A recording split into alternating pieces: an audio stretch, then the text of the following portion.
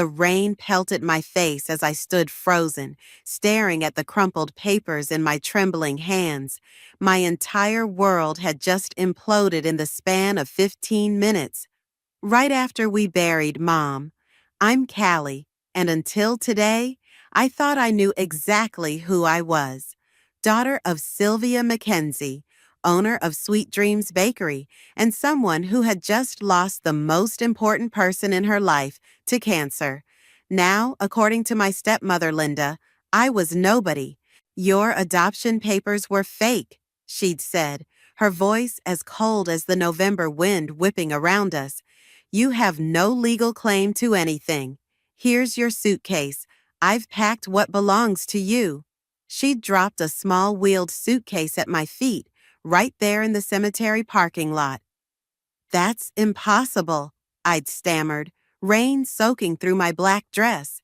Mom adopted me when I was 3. I have memories, photos, documents. Fabricated. Linda's perfectly made-up face hadn't shown an ounce of emotion. Your mother was desperate for a child. She cut corners, made arrangements that weren't exactly legal. She'd pulled out a folder, showing me papers I'd never seen before. These are the real documents. As her widow, everything belongs to me now. I couldn't process what was happening. But the bakery? Mom wanted me to have it.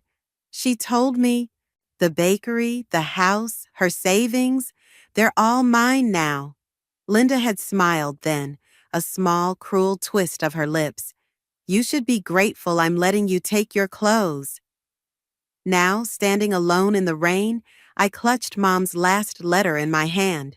She'd given it to Jake, my bakery assistant, 2 days before she died, making him promise to deliver it after the funeral. He'd slipped it to me right after Linda's bombshell. My phone buzzed. Jake's name lit up the screen. Callie, where are you? You shouldn't be alone right now. I'm still at the cemetery. My voice cracked. Jake, she's trying to take everything. The bakery, my home. Don't move. I'm coming to get you. 10 minutes later, Jake's beaten-up Corolla pulled up. He jumped out, umbrella in hand, and rushed to my side. Jesus, you're soaked. Get in the car. Once inside, I finally opened Mom's letter with shaking fingers. Jake turned up the heat and waited silently as I read. Dear Callie, if you're reading this, it means I'm gone, and Linda has probably already shown her true colors. What she told you about your adoption isn't the whole truth. She's been planning this for years, ever since she married your father and discovered she couldn't have children of her own. The adoption was legal, sweetheart. Every document was real. But Linda, she's been systematically destroying and replacing papers since your father died. I discovered what she was doing too late, when the cancer was already spreading. But I left you something she doesn't know about. Remember the old recipe box? The one with the false bottom? Everything you need is there, and there's something else. Something about Linda that could destroy everything she's built. I'm so sorry I won't be there to help you fight this, but you're stronger than you know. All my love, Mom. Jake whistled low. The recipe box, it's still at the bakery, right? I nodded, my mind racing. Linda doesn't know about it. Mom never told anyone except me. We need to get there before she does. Jake started the car. The bakery keys are still in your pocket? I patted my dress, panic rising. They're in my purse, which is in the suitcase she gave me. We drove to the cemetery parking lot where Linda had left the suitcase. As I reached for it, Jake grabbed my arm. Wait, he said, voice tense. Look. Linda's sleek black Mercedes was pulling into the lot. She stepped out, phone to her ear. Yes, I'm handling it now. The bakery keys, the documents, everything. No, she won't be a problem, Chaz. I've made sure of that. I ducked down in Jake's car, heart pounding. Linda walked to her trunk and pulled out several boxes labeled Sweet Dreams Bakery. She's already started, I whispered. She's taking everything. Jake's jaw tightened. Not everything, not yet. He started the engine. We're going to get your recipe box, and then we're going to find out exactly what your mom knew about Linda. As we drove away, I clutched Mom's letter to my chest.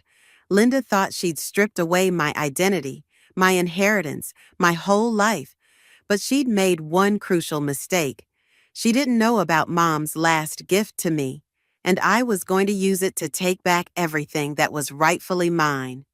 Jake, I said, my voice steady for the first time since the funeral, I need you to help me destroy her. He glanced at me, then back at the road. I'm in, but Callie, there's something you should know about Linda, something that might help us. I turned to him, rain still dripping from my hair. What? She ruined my family too, and I've been waiting years for a chance to make her pay. Jake parked behind Sweet Dreams Bakery, killing the headlights. The rain had finally stopped, but darkness was settling in fast. Through the back window, I could see Linda's Mercedes wasn't in the lot. Yet. What did you mean about Linda ruining your family? I asked, but Jake was already out of the car, testing the back door. Later, we need to move fast. He pulled out a ring of keys. I still have my set from closing last night. Inside, the familiar scent of vanilla and cinnamon wrapped around me like a hug. The kitchen where Mom had taught me everything she knew, where I'd grown from a clumsy kid to head baker, was still warm from the day's work. The recipe box is in Mom's office, I said, heading for the small room behind the kitchen.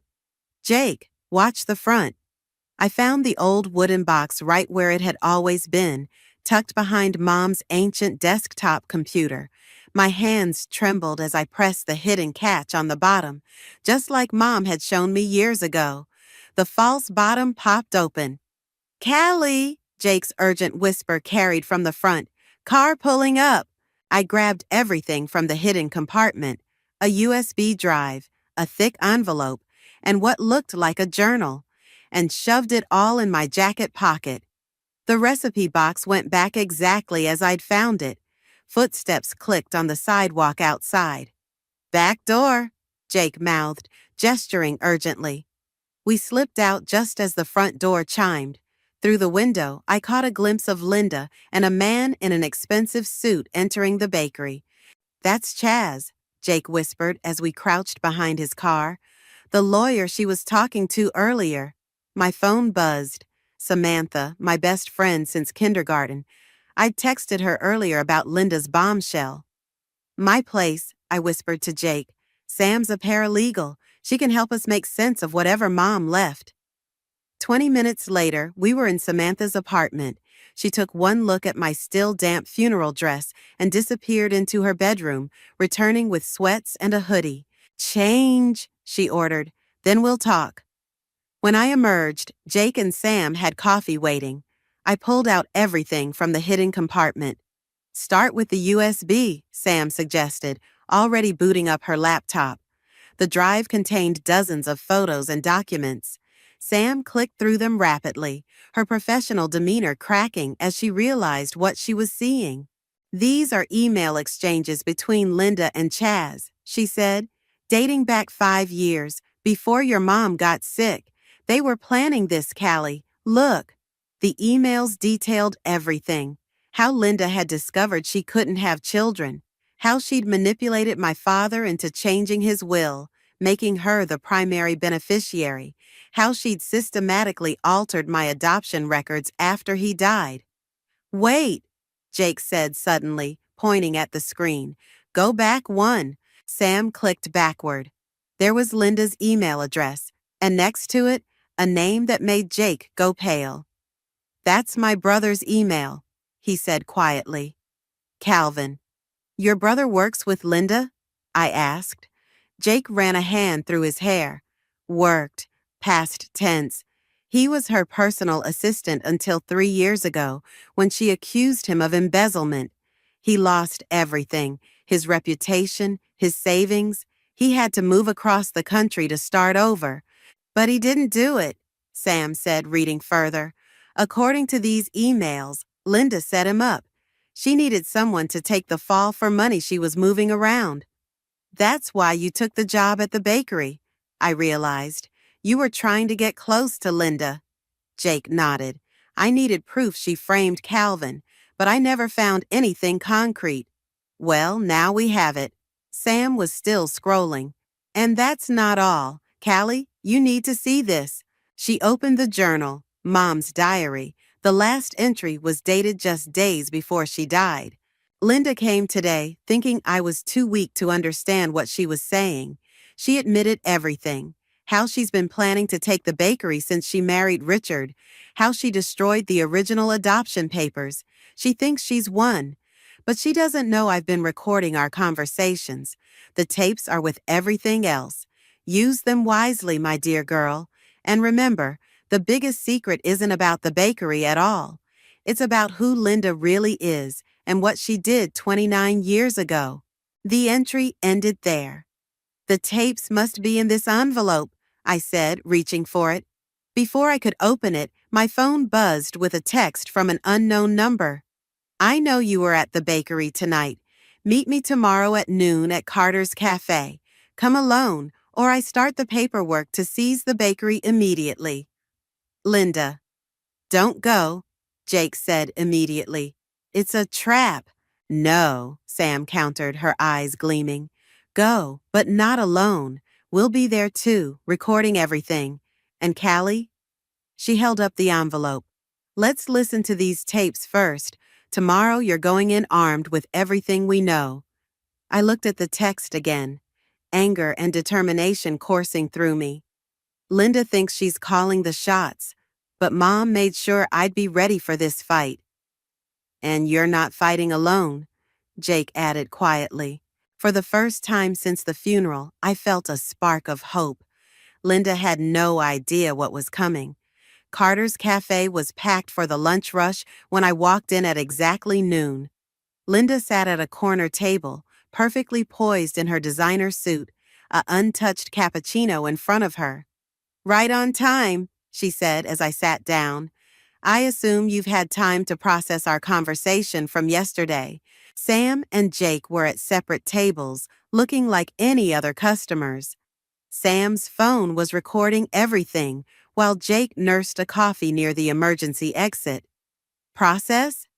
I kept my voice steady. You mean how you waited until my mother was buried to tell me my whole life is a lie? Linda's smile didn't reach her eyes. Dramatic as always, Callie. I'm offering you a deal. A deal? The coffee cup rattled slightly as I set it down. After you tried to steal my identity? Lower your voice, she hissed, glancing around. Listen carefully. I'll give you $50,000, cash, to walk away quietly. Start fresh somewhere else. That's more than generous. I leaned forward. And what about the tapes? Linda's perfectly manicured hand froze halfway to her cup. What tapes? The ones where you admitted to manipulating Dad's will. The ones where you told Mom exactly how you planned to take everything from me. The color drained from her face, but she recovered quickly. You're bluffing.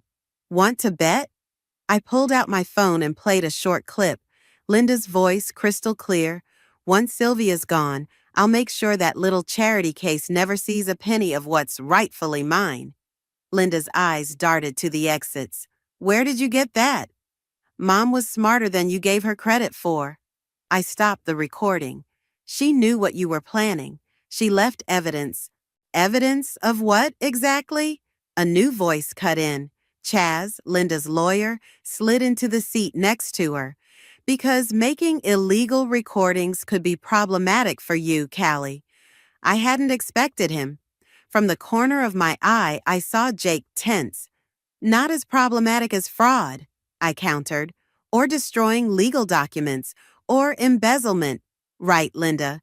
Should we ask Calvin about that? Linda's cup clattered against the saucer. How do you know about Calvin? I finished. I know everything, including what happened 29 years ago. It was a bluff. We hadn't decoded that part of Mom's message yet. But Linda's reaction told me it hit home. She gripped the table edge, knuckles white. You're lying, she whispered. Try me. I stood up. Here's my deal. Return everything you stole, the bakery, the house, my inheritance, or I take this all public, every last detail. Chaz grabbed my arm. Sit down. You're making a mistake. Take your hand off her. Jake was suddenly there, his voice low and dangerous. Now. Well, Linda recovered enough to smirk. If it isn't Calvin's little brother, still trying to clear his name? The evidence already did that, Jake said. Your emails to Chaz spelled it out pretty clearly. Linda's smirk faltered. Chaz released my arm. This isn't over, Linda stood, gathering her things. You have no idea what you're dealing with. Actually, I do. I held up my phone. By the way, there's something else you should know. The annual charity gala next week, I'll be there. Rylan Howard personally invited me to speak about Mom's contributions to the community. Linda froze.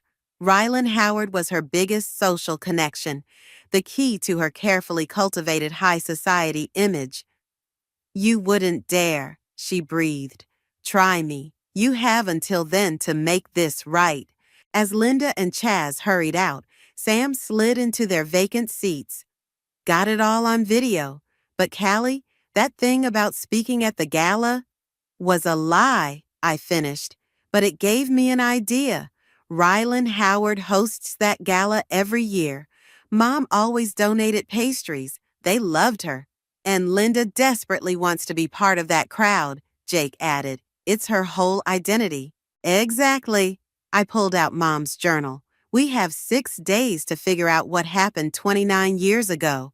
Whatever it is, Linda's terrified of it coming out. I'll call Rylan's office, Sam said, already dialing. I handle some of her charity's legal work. I can get you that speaking slot. Jake touched my shoulder. Callie, when Linda mentioned Calvin, I should tell you something. There's more to this than just the embezzlement setup. Before he could continue, my phone buzzed with a text from another unknown number. I know what Linda did 29 years ago. Meet me at the old library tonight at 8. Come alone. This changes everything. I showed Jake and Sam the message. It's probably Linda trying to trap you, Sam warned. Or it could be someone who actually knows, Jake said. But you're not going alone. I stared at the message, thinking of Mom's last words in her journal.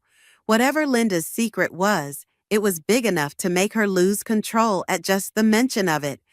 I'm going, I decided. But first, we need to stop by the bakery. There's something in Mom's office I need to check. What? Sam asked. The dates in her old calendars. 29 years ago, Mom was working at the children's hospital. Whatever happened, it happened there. Jake's expression changed. The children's hospital? Callie. That's where Calvin used to work, too.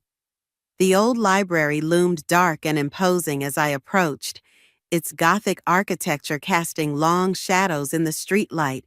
Jake and Sam were parked around the corner, watching through their phone's video chat. Still no sign of anyone. Jake's voice crackled through my earpiece. Be careful. I climbed the stone steps, remembering what we'd discovered at the bakery earlier.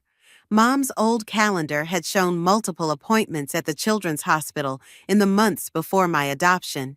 The same hospital where Calvin had worked in the records department before Linda destroyed his career. A figure emerged from behind a pillar. Not Linda. A man in his late 30s wearing a worn leather jacket. Calvin? I recognized him from the photo Jake had shown me. He nodded, glancing nervously over his shoulder. Thanks for coming. I've been following your situation with Linda. How? I never stopped watching her, even after she framed me. I was at the funeral, stayed in the back, saw how she treated you. Why contact me now? Calvin pulled out a thick manila envelope. Because I finally found proof of what she did. Not just to me, but 29 years ago. It involves you, Callie, and your real mother. My heart stopped. What? Suddenly, headlights swept across the library steps. A black SUV screeched to a halt. Inside, now! Calvin grabbed my arm, pulling me through the library's side entrance. He had a key, must have gotten it earlier. Jake, Sam, black SUV just showed up. I whispered into my earpiece. We see it, Sam replied. Two men getting out. Looks like Chaz is one of them.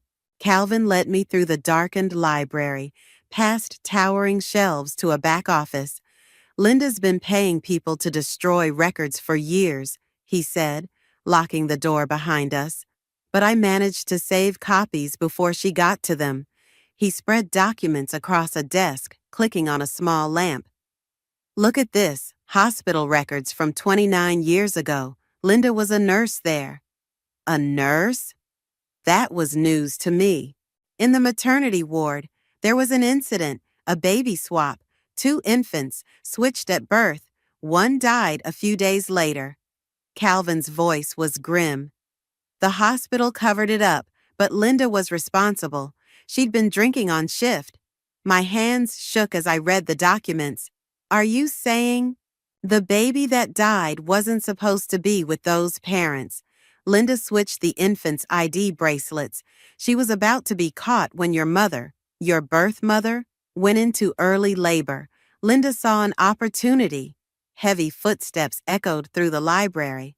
They're inside, Jake warned through the earpiece. We're coming in. Linda helped deliver you, Calvin continued quickly. When your birth mother developed complications and died shortly after, Linda falsified the death certificate. She reported you as the deceased infant, then arranged for Sylvia to adopt you through unofficial channels.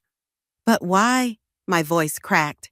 Because the baby swap investigation would have revealed her drinking problem. She'd have lost her nursing license, gone to jail. This way, she buried her mistake forever. Or so she thought. The office door rattled violently. Open up, Chaz's voice boomed.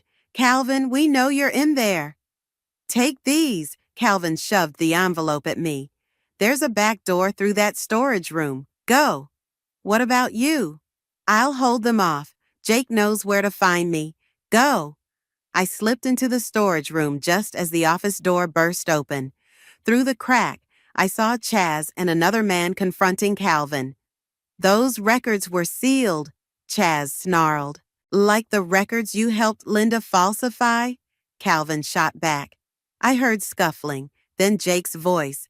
Police are on their way. Back off. I clutched the envelope and ran, bursting out the back door into the night air. Sam was waiting in her car. Drive! I jumped in. As we sped away, I saw Jake helping Calvin out of the building in my side mirror. They made it to Jake's car just as police sirens wailed in the distance. What did you find out? Sam asked. I opened the envelope with trembling fingers, pulling out birth certificates, death records, and hospital documents. Linda's been running from her past for 29 years. She killed a baby through negligence, then used my birth to cover it up. My voice broke. She stole me from my dying mother and arranged the adoption to hide her crimes. Sam's grip tightened on the steering wheel. That's why she was so desperate to discredit your adoption. If anyone looked too closely at the original records, they'd uncover everything. I stared at the proof in my hands. Mom must have figured it out before she died. That's why she left me the evidence. My phone buzzed. Jake, Calvin's safe, meeting at Sam's place in 20. You need to see what else he has. Another text followed immediately, this one from Linda. Whatever Calvin told you is lies. Last chance, Callie. Walk away, or I'll make sure you lose everything, including your precious bakery. I'm filing the paperwork tomorrow. I thought of Mom, fighting cancer, but still fighting for me. Of my birth mother, who never got to know me. Of Calvin carrying this truth for years. Sam, I said, my voice steel hard, call Rylan. Tell her I need that speaking slot at the gala. It's time everyone knew exactly who Linda really is. The gala's tomorrow night, Sam said, pacing her living room. Linda's already trying to block your speaking slot. She told Rylan you're mentally unstable. I was rehearsing my speech when someone knocked.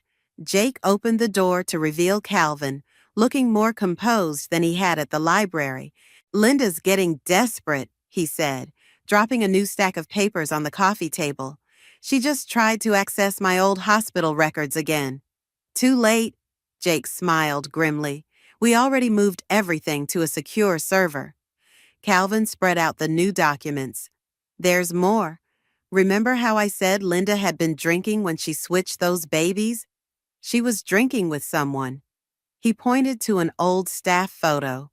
My heart stopped. Is that Chaz? Calvin confirmed. He was a junior lawyer for the hospital back then. He helped cover up the baby swap, and Linda's been blackmailing him ever since. That's why he's helping her now, Sam realized. She's still holding it over him. My phone buzzed. An email from Rylan Howard herself. Speaking slot confirmed for tomorrow night. Linda tried to intervene, but I've known Sylvia for years. If you have something to say, you'll be heard. We need to be careful, Calvin warned. Linda's not just worried about her reputation anymore. She's facing potential criminal charges. Which is why this has to be perfect, Sam said, pulling up a presentation on her laptop. I've organized all the evidence. Hospital records, death certificates, the recordings from Sylvia, Calvin's testimony. Wait, Jake interrupted, staring at one of the documents. That date? Calvin, isn't that when you first confronted Linda about the records? Calvin nodded. 3 days later, she accused me of embezzlement. And the day after that, Jake continued, she married Callie's father. I grabbed the timeline Sam had created. She married Dad right after Calvin threatened to expose her. She needed his connections, his reputation, and his daughter, Calvin finished. Having you close meant she could control the narrative if anything came out about your adoption. A text lit up my phone. The bakery paperwork is filed. You have 24 hours to vacate. Linda. She's trying to force our hand, Sam said. No, I stood up, anger and determination flowing through me. She's scared. The gala isn't just her social circle, it's her shield. All those influential people thinking she's this grieving widow, this pillar of the community. Once they know the truth, Jake started. She'll lose everything, Calvin finished, just like she made me lose everything. I picked up my speech notes. Sam, can you get the police records from the original baby swap investigation? Already on it. But Callie? She hesitated. Are you sure you want to do this publicly? It's going to be intense. Mom wanted the truth to come out, I said firmly. Not just for me, but for that other family who lost their baby. They never knew what really happened. Jake's phone chimed. Linda's just posted on social media about speaking at the gala, too. She's announcing a new charitable foundation in Sylvia's name. Using Mom's name to rehabilitate her image. I felt sick. After everything she did, use it, Calvin said suddenly. Let her think she's winning. When she's up there, playing the grieving widow. That's when we strike, Sam finished, eyes gleaming. Rylan scheduled you to speak right after Linda. I looked around at my unlikely team. Sam with her legal expertise, Jake with his unwavering support, Calvin with his years of gathered evidence. Mom had made sure I wouldn't fight this battle alone. There's one more thing. Calvin pulled out a faded envelope. I found your birth mother's last letter.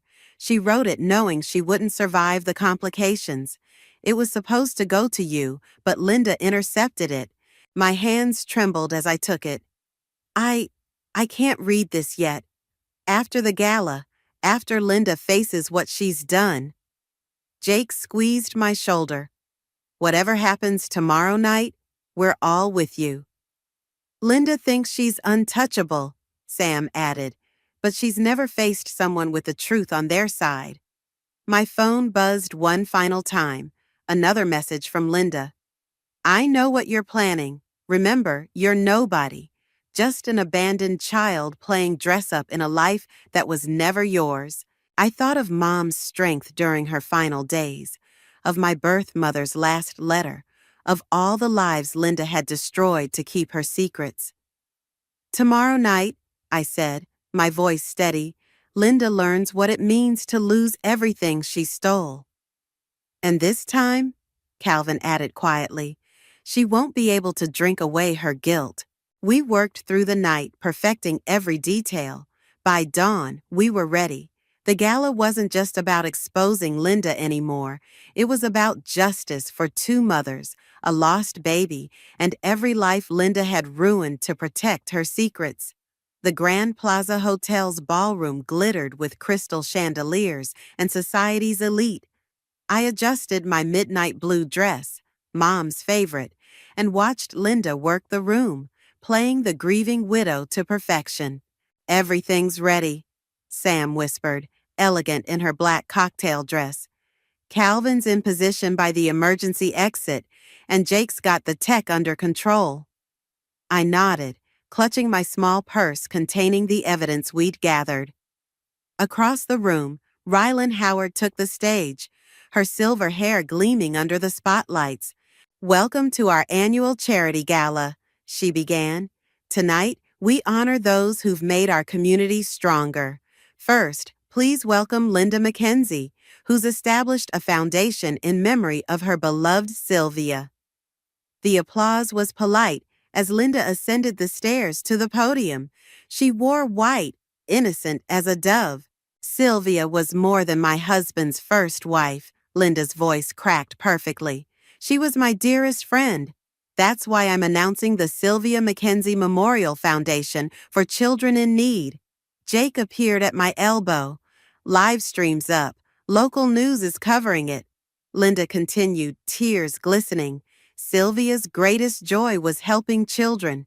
Though she had none of her own, she opened her heart to everyone. My hands clenched. Sam squeezed my arm.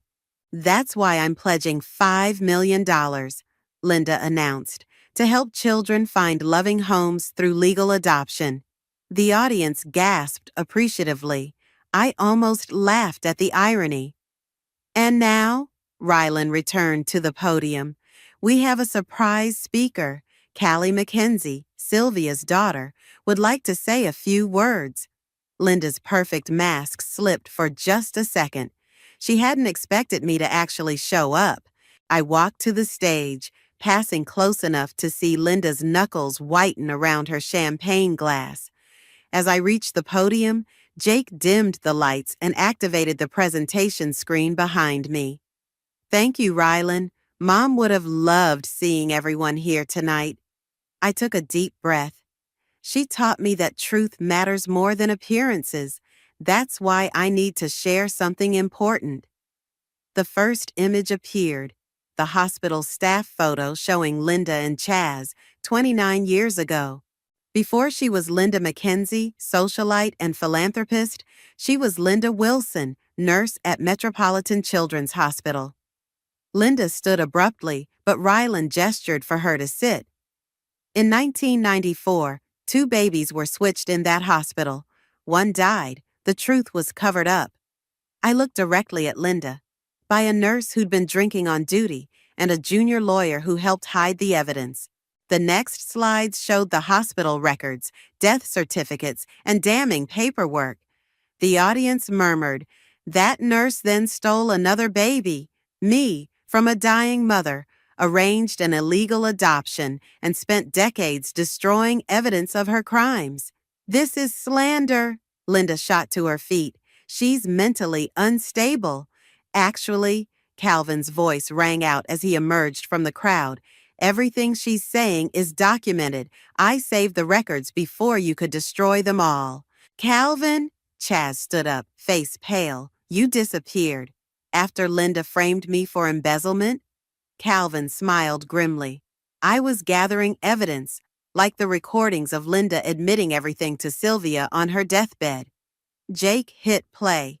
Linda's voice filled the ballroom. "No one can prove anything. I switched those babies, covered up that death, and no one will ever know.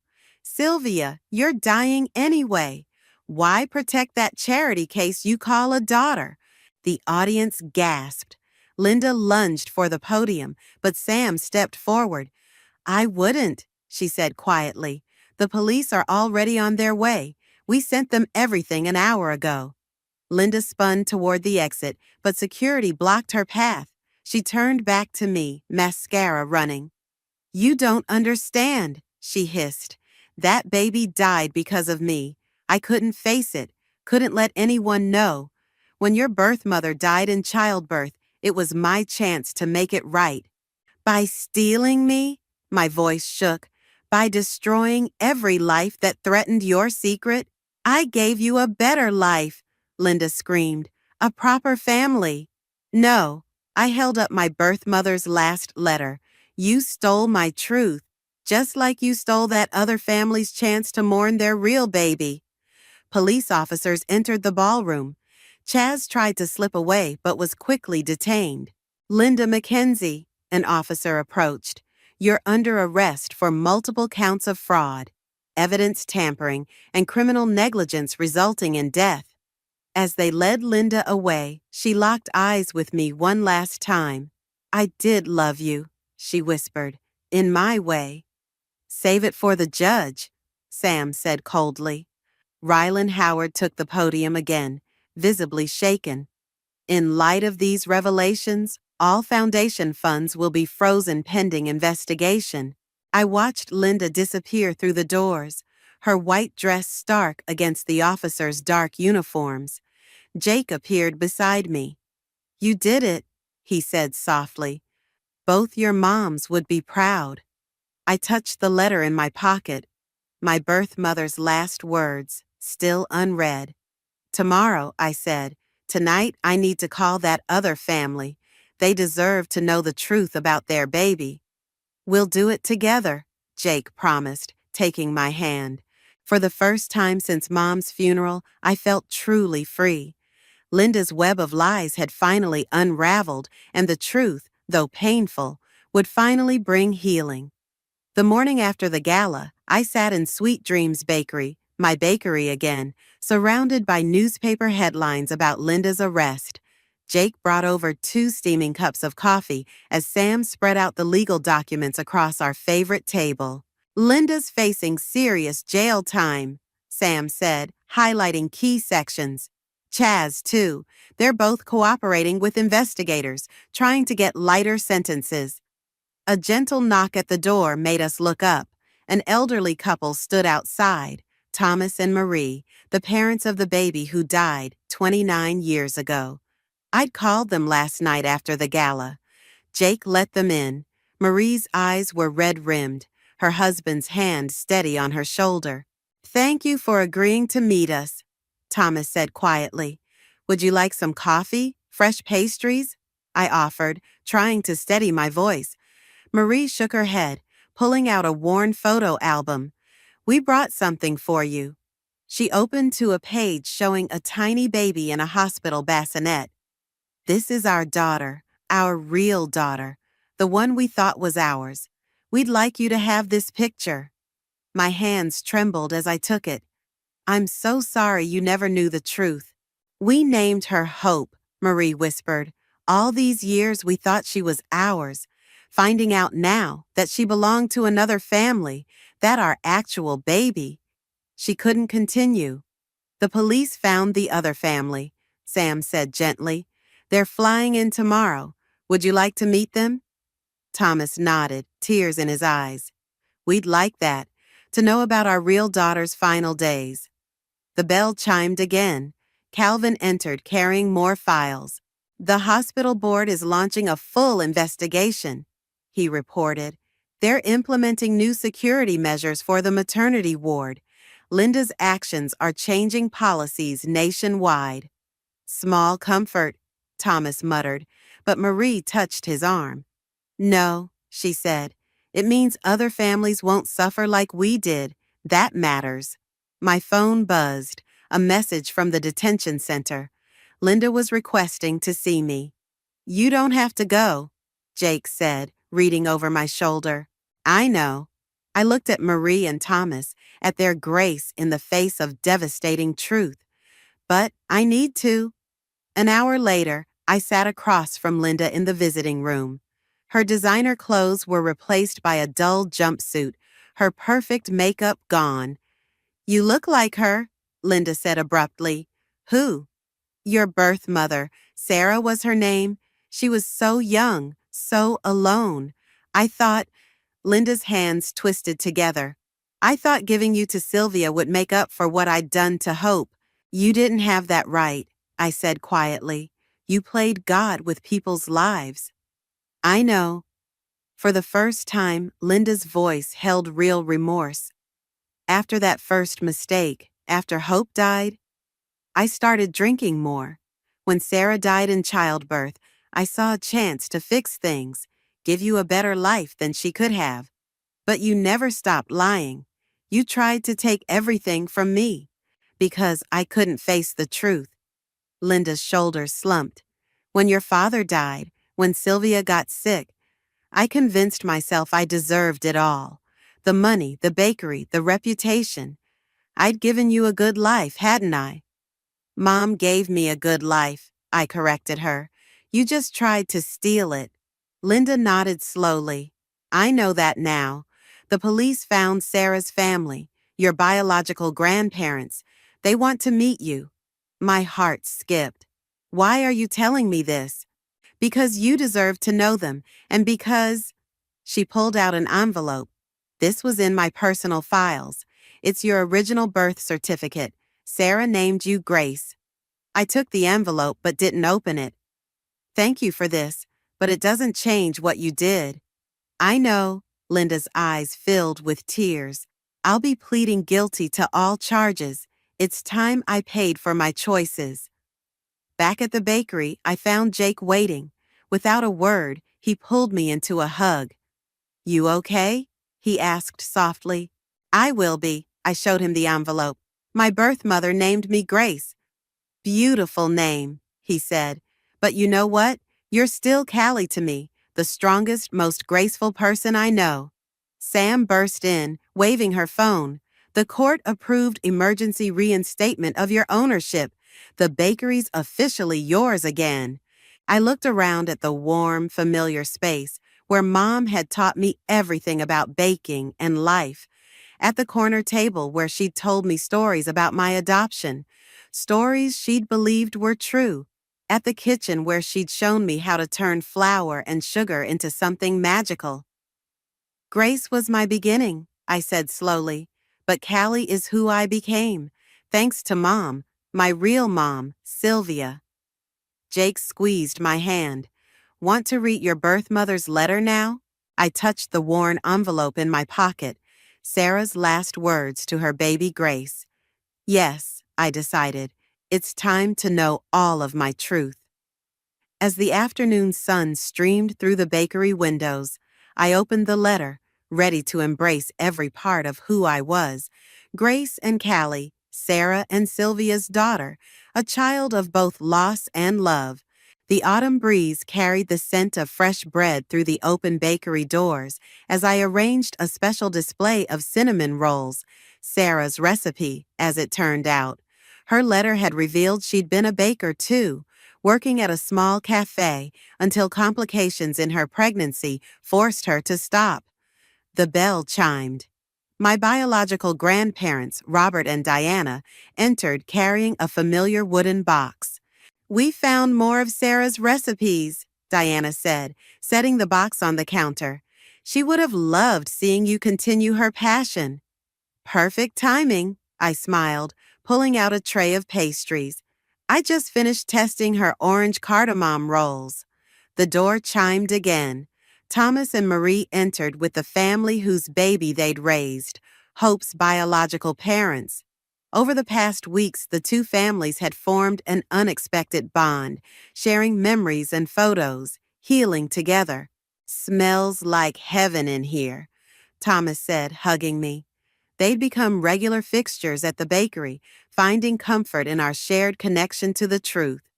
Jake emerged from the kitchen, flour dusting his dark hair. Calvin just called. Linda's sentencing is today.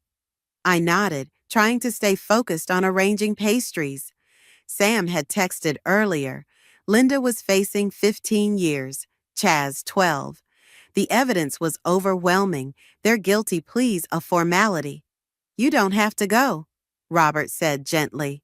I know. I straightened my apron, but I need to see this through. Jake touched my shoulder. I'll drive you. At the courthouse, Sam met us outside, legal papers in hand. Linda asked to address you before sentencing. The courtroom was packed. The case had attracted national attention, leading to investigations at other hospitals, changes in adoption laws. Linda stood when I entered, her face drawn. Callie, Grace, I've had a lot of time to think in jail about choices, consequences, about how one lie led to another until I couldn't find the truth anymore. I waited, remembering Sarah's words in her letter.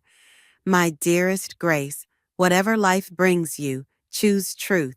It's harder, but it keeps your heart whole. I'm sorry, Linda continued, not just for what I did back then, but for trying to steal your life now. Sylvia would be so proud of who you've become. And Sarah? Her voice cracked. Sarah would be too. The judge sentenced her to 12 years with possibility of parole after 8. As they led Linda away, she turned back one last time. The bakery, she said. The recipe box had a false bottom, but did you check the sides? That evening, Jake helped me examine the old recipe box. Hidden in a hollow panel, we found a small key and an address. It's for a storage unit, Jake said, Googling the location. Inside the dusty unit, we discovered boxes of Mom's old photos, letters, and journals, including detailed records of my adoption. She'd hidden everything here, protecting the truth she'd suspected but couldn't prove. Look at this. Jake held up a photo of Mom at the hospital, holding newborn me. Linda stood in the background watching. She knew even then. But she chose to love me anyway, I said softly. Even knowing something wasn't right, she chose to be my mom. Back at the bakery, I gathered everyone, Jake, Sam, Calvin, my grandparents, Thomas and Marie, Hope's biological parents. The evening sun painted the walls golden as I brought out a special cake. Sarah's recipe, I explained, with Mom's frosting, because I am both of their daughters, and all of you are my family, not by blood or papers, but by truth and love. Diana wiped her eyes. Sarah would have loved this place. She always dreamed of owning a bakery. That's why I'm renaming it, I revealed, unveiling the new sign. Sweet Dreams will become Sarah's Grace. Perfect, Jake squeezed my hand. Both your mothers, both your names. And look, Sam pointed out the window. A young couple peered in, admiring the displays. Your first customers under the new name. As I welcomed them in, I caught my reflection in the window. My smile, Sarah's eyes, Mom's determination. Linda had tried to bury the truth, but it had bloomed instead, creating something beautiful from the ashes of lies. The couple ordered Sarah's orange cardamom rolls and Mom's signature chocolate cake. As I boxed their order, Jake hung the final touch beside the register, a double frame. On one side, Sarah held newborn me. On the other, Mom taught toddler me to roll dough. Two mothers, Jake said softly. Two names, one amazing woman. I looked around at my unlikely family, bound by truth, strengthened by love. Linda's lies had meant to destroy us all, but instead, they'd brought us together, creating something stronger than secrets. Welcome to Sarah's Grace, I told the customers, my voice sure and strong.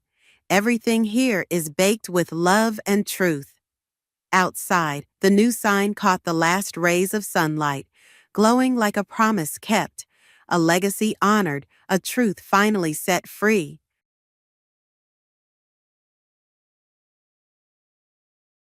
All right, just go ahead and send the money. What? You should send the money to her bank. You're aware she's facing a difficult situation. You've already shared most of your salary with her, right? I don't believe it's essential. You seem rather unconcerned.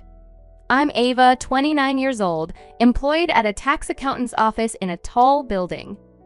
My husband William is 3 years younger than me, and we first crossed paths at the bar where he works.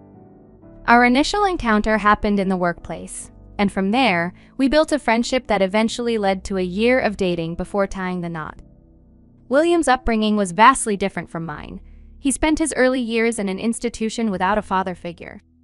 Growing up, he resided with his mother and grandmother in his grandmother's house. Unfortunately, his mother vanished, and a year later his grandmother passed away, leaving him alone in the world. He has been in an institution since he was 9 years old. Although he avoids discussing his childhood, I refrain from pressuring him by not asking. When we decided to get married, my parents inquired about our differing backgrounds. I reassured them that I genuinely liked him, and there was no issue with sentiment that holds true. However, I must admit that I felt a bit uneasy about the contrast in our backgrounds. My spouse is a calm and kind individual. I think we can be there for each other forever. Sadly, after being married for a year, things are taking an unexpected turn. The trouble started when my mother-in-law showed up out of nowhere.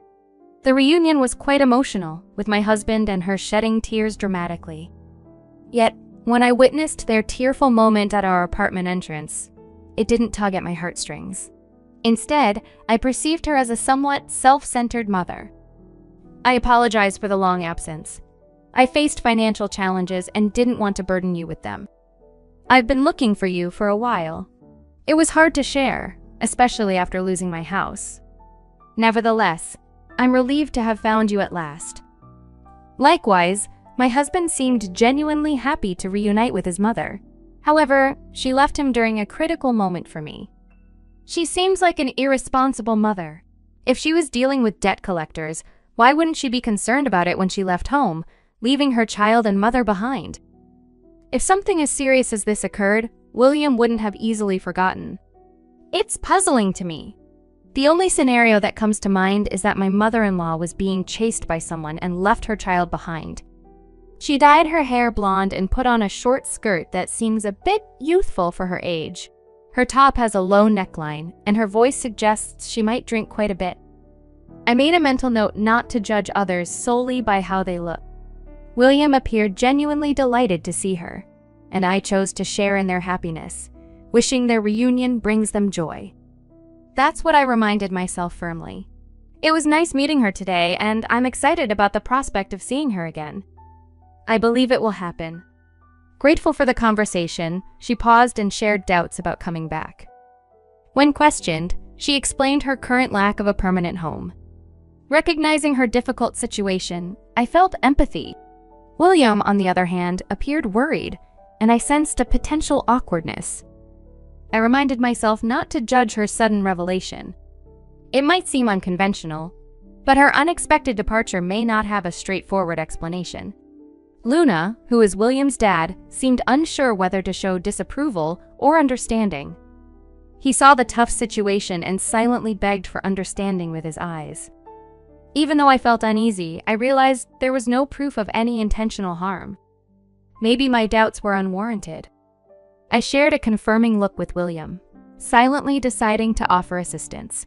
In a kind moment, William asked her to come and stay with them. Thankfully, she agreed and genuinely expressed her gratitude, saying, "Thank you so much. I truly appreciate it. That's a super quick thank you. Do you know how to act like something you're not? It's becoming more and more strange. Thank you a bunch. Starting today, we're going to be roommates." It seems she moved in without any apologies. Since her arrival, Louis seems distressed, but he's taking care of his mom with a lot of patience. I never thought she would cause harm. I looked at her with a kind heart.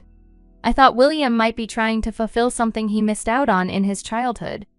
However, within a week of his mom staying with us, her true nature surfaced. It happened when William went shopping and I was working a late shift. It was the first time we were alone. "So, you work with taxes?" Who is this woman? Her tone of voice was completely different. Yes, I do. You must have a lot of money saved.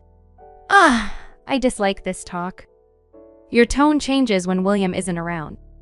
He loves me, you know? He won't believe anything you say against me. By the way, you make money, right? How about lending me some? I'd rather not.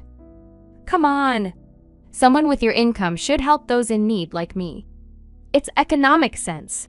I've never heard such a theory. This is why today's youth is not up to par. You know nothing about the real world. Just give me the money already. I'm not going to do that. After that, whenever we were alone, it was always this type of conversation. As Louis's mom had intended, I couldn't disclose this to William. I just couldn't say anything to William, who prioritized his mom in front of me. Moreover, it was evident that if I disclosed the first part, it would inevitably lead to a disagreement. Acknowledging the significance of the initial details, I tried to remain patient, but my patience was limited to just 1 month. Just as I was about to suggest her departure, she surprised me by stating that she was leaving the house. This unforeseen twist of events turned out to be a pleasant surprise beyond my wildest expectations. Mom, are you really going? I asked. Yes, she confirmed. I can't keep inconveniencing you and Ava endlessly. We're not those types of people, and you can't stay with us forever. Trying to play down the situation, she added, enough with the drama. I'm thrilled about this. Because of it, I discovered a new place to live. They mentioned I don't need someone to vouch for me. Now I won't have to inconvenience you all. Exactly. Come along and I'll give you a tour. It's just a short 5-minute walk from here, so let's take a casual stroll. Nervously, William followed his mother. From that moment on, my confidence in William started to fade. Since his mother showed up, my romantic concerns about William, who consistently prioritized his mother's desires, began to lessen. We accompanied her to the apartment and were surprised by its questionable appearance. I believe it was a famous, creepy house in the area. Luna spotted it and looked at his mom, tears welling up in his eyes. Mom, can we go back home? He asked. Don't worry. I reside here. Just visit me when you can, she comforted him. The following day, Luna's mom departed their house, only to discover it was a deception. William got caught in the scheme set up by his mom. He sought assistance from Ava, requesting her help for his mother. Why should I? Ava questioned. Did you notice that flat? Don't you pity her? William asked. Yes. It's a scheme by his mom. She's trying to get money from us. I won't fall for it. William doesn't know about this tricky plan, Ava stated. I won't give any money to your mom, she firmly said. Why not? William questioned. Because she has rented a flat, which means she has money. She's employed somewhere. She goes out for work, Ava clarified. She's not employed. She spends her days volunteering at the nursing home, William contended. Volunteering? That's not true. I find it hard to believe she's actually a volunteer, Ava remarked. I won't accept that. She can't be a volunteer. I can't wrap my head around it. What are you trying to say? William inquired. Nothing, really. But I won't contribute to it, Ava declared. William gave Ava a stern look. Ava, as long as it suits you, you're okay with it, right? What are you trying to say? Ava asked. Just because you earn more money than me doesn't mean I have to follow your lead, accused William. I never said that. It's just the way you act. Mom even mentioned it, saying Ava can be a bit intimidating. I think she left because of your behavior, William concluded. I might cry. What does he like about me so far? You, without knowing anything, suddenly start blaming me for things you don't even get. You don't even know your mother. You have no clue what I've been going through since she showed up. Have you ever really thought about it? Don't you dare trick me like that. After the big argument that day, our relationship fell apart. We didn't talk to each other for days, but a few days later, William called me. I picked up the phone to see what was up. Are you at work? Yeah. I'm really sorry, but I need you to go see my mother. Why? My mom injured her leg, and she's going through a tough time. It would mean a lot if you could support her. Unfortunately, I can't leave the store today because I have a vendor coming in. Sure, I'll come by after work. Thank you. I let out a long sigh after ending the call. Despite the difficulties in our relationship, William reached out to me about his mother. I feel increasingly empty. Taking the divorce papers from the drawer, I gaze at them. I suppose it's time to bring this to an end. After work, I head to the haunted house. You're late, she remarks, her leg wrapped in a bandage. How are you feeling now? Not great. That's why you're here. Hurry up and make me some tea. She simply gives the command and settles onto the sofa, hobbling. With reluctance, I prepare a cup of tea from the cupboard. Why is there a passbook here? It was tucked away at the far end of the cupboard. Glancing at my mother-in-law, who was immersed in watching TV, I quietly retrieved the passbook to inspect its contents. Oh no, I couldn't help but exclaim in surprise. Shut up! I can't hear the TV, she retorted. Ignoring her, I pondered how long it took to prepare a cup of match. Hoping she hadn't noticed, she continued to complain while engrossed in TV. Upon closer inspection, I noticed her impressive collection of teacups and dishes. A realization struck me. Please enjoy your tea and then I'll head home, I declared. Oh, I thought you hurt your leg. You were walking with a limp just now. Just return it to me, she insisted. After leaving her house, I came back home and William welcomed me. Thanks for helping me out. My mom must have been in a lot of pain. No, she was completely okay. No, that can't be. She must have been feeling low. So, you handed her the money. From the looks of it, he seemed unaware that his mother hadn't told him about the money. You never gave me any money, he said. No. Doesn't it make you feel sad when you see my mom's pen? She really needs money, so I thought you might help her out. Are you saying I should be the one to give her the money? Luna sighed. 5. Then just send the money. What? You want me to send the money to her account? You know she's going through a tough time. You already gave her a big portion of your salary, right? I don't think it's necessary. You're so indifferent. I thought you'd empathize when you saw mothers in distress. I've wasted a lot of time pondering over it. What have you been pondering? That your mom pretends to be frail just because you're unkind. It's her only tactic. I'm at a loss for words. I confronted my spouse with the bank statement. Look at this. Do you still believe she's destitute? Come on, open your eyes. What do you imply? Why does she possess $100 million? I have no idea. She's well off, yet she keeps trying to extract money from us. Face the reality, she abandoned you on this stage and then abruptly returns, asking to live together. She consistently seeks money, not just from you, but from me as well.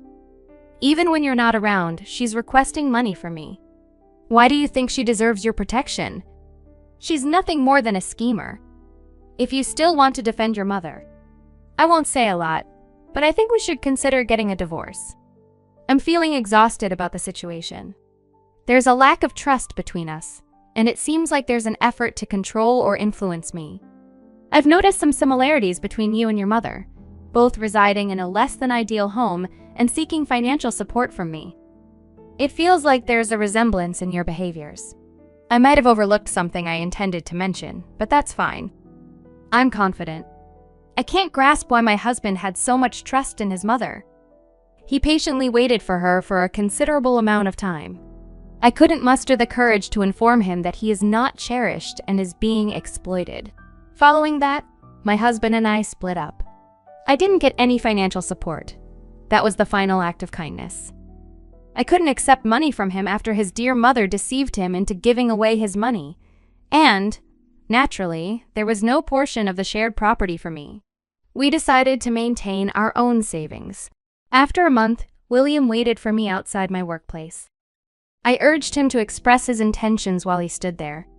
To my surprise, he revealed something shocking: my mother-in-law had been arrested for theft and was unapologetic about it. She had been mistreating seniors at the nursing home where she volunteered, coaxing them to share their PIN numbers and bank passbooks. The families of the seniors found out and reported her to the police. Currently, she is in jail, and I later found out she was arrested again for more crimes. Fortunately, the money she attempted to obtain from William remained secure and was returned to the rightful recipients. William offered his apologies to me and then vanished from my life. Although it was sad to see him depart, the conclusion of our brief marriage brought a sense of relief. William's darker side proved to be overwhelming for me. I aspire to discover a genuine connection with someone in the future. I've decided to steer clear of marriage and focus on pursuing my career aspirations, finding more comfort in that path. My new objective is to work diligently and possibly establish my own office someday. The strained relationship between my mother-in-law and money, coupled with William's handling of it, was disheartening. Parents significantly influence a child's character development, and William appears to be a product of his mother's challenges. I wish Ava and William a promising and bright future ahead.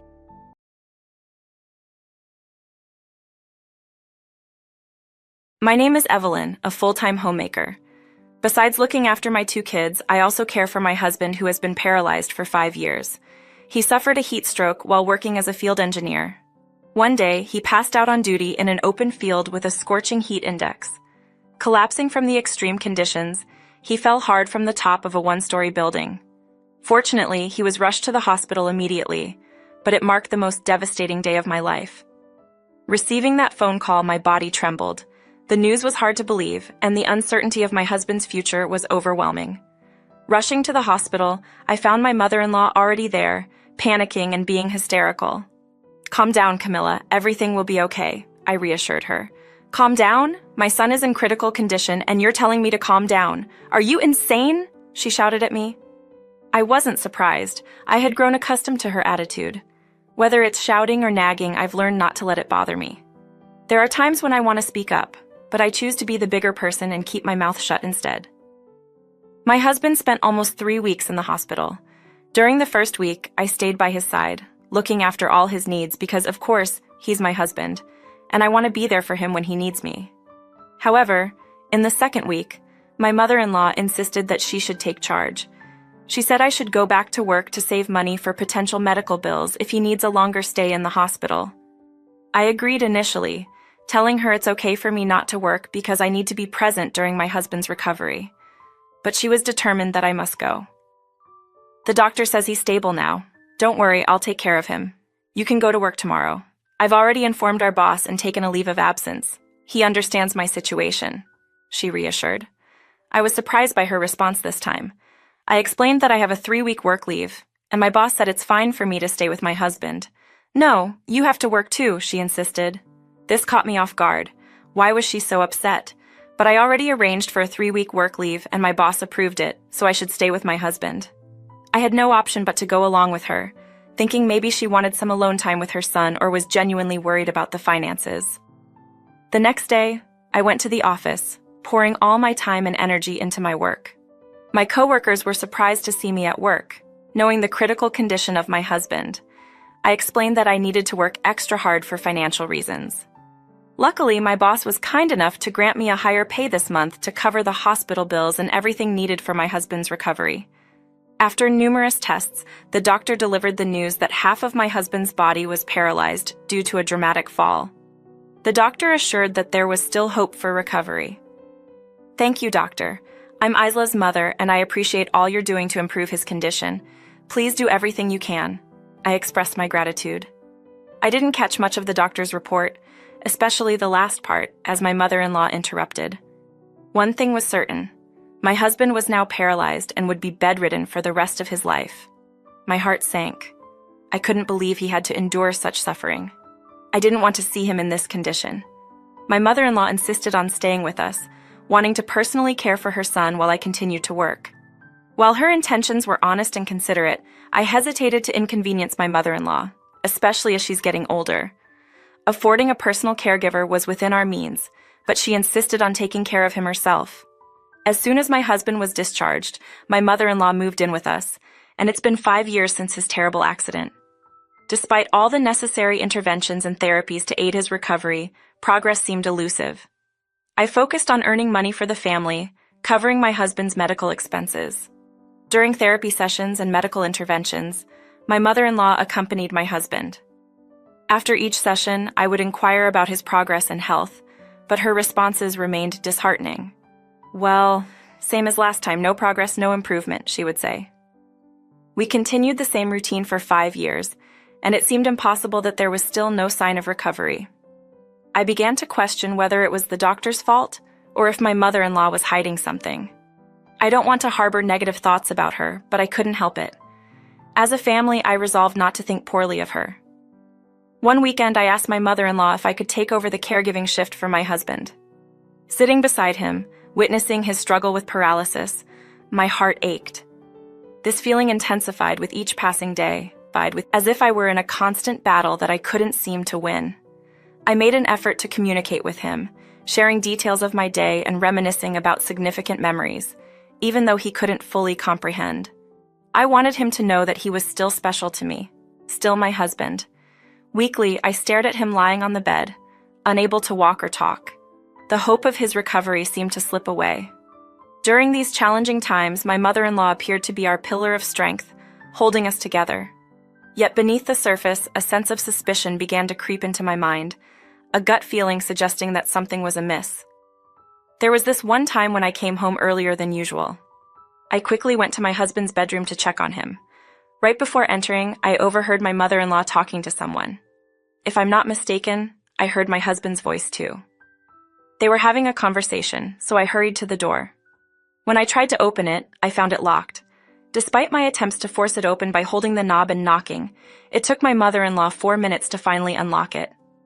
Upon entering, everything seemed normal. My husband was lying there with the dextrose in his veins, and the room was arranged perfectly. Nothing had changed. "Who were you talking to?" I asked. She showed me her phone and rolled her eyes. "My friend. What about it?"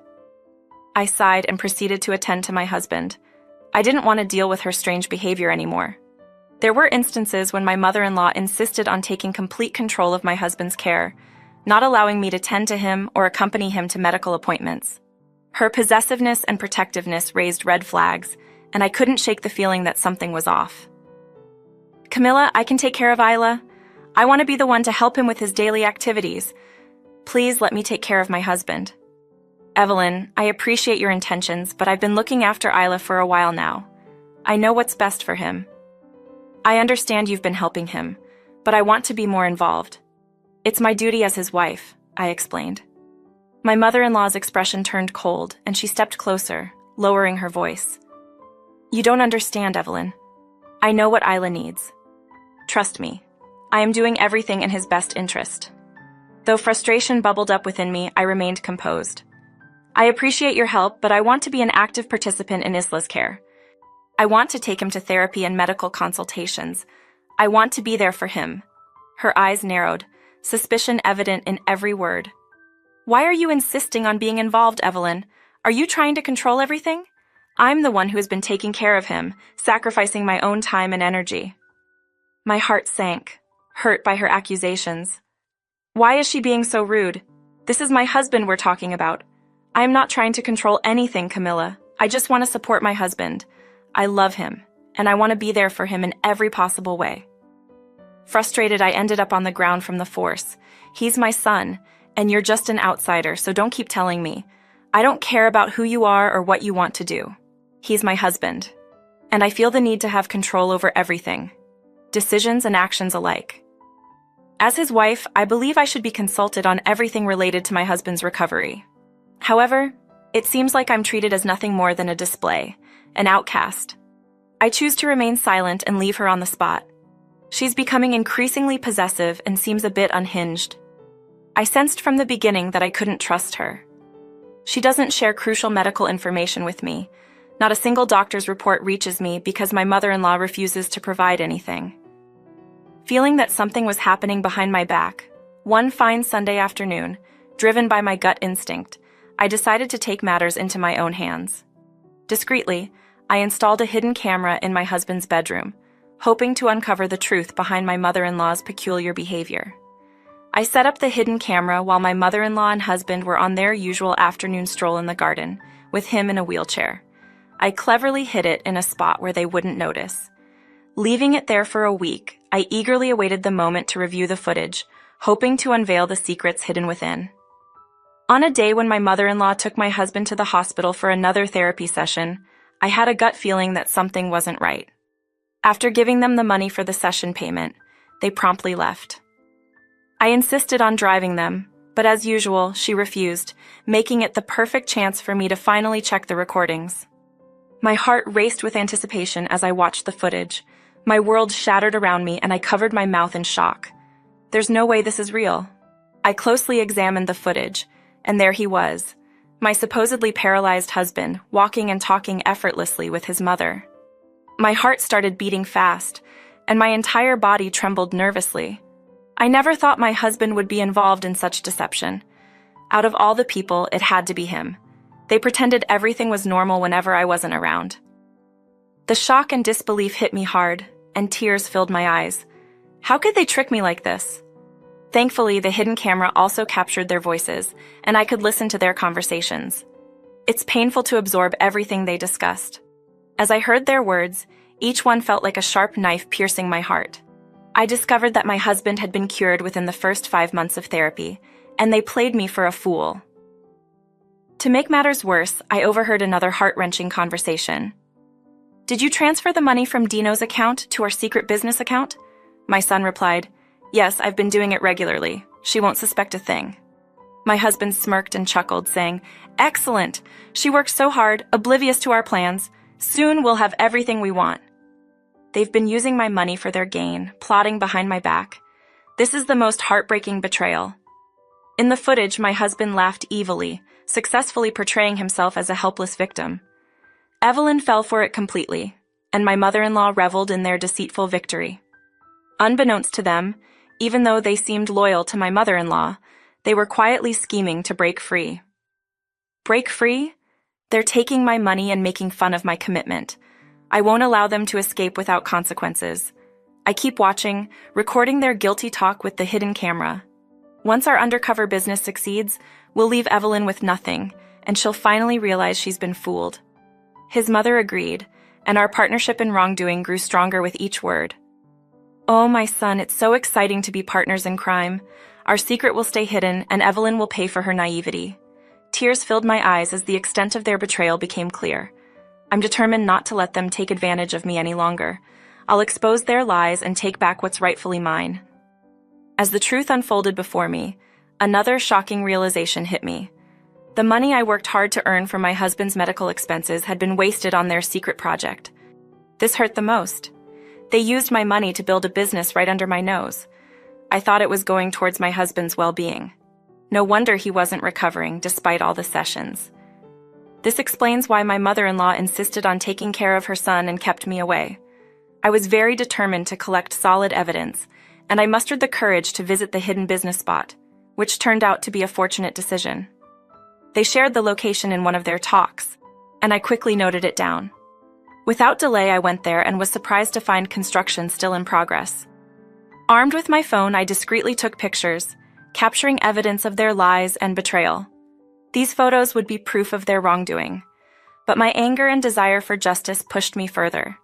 I didn't want to stop there. I was fueled by the need for them to feel the pain and humiliation they caused me.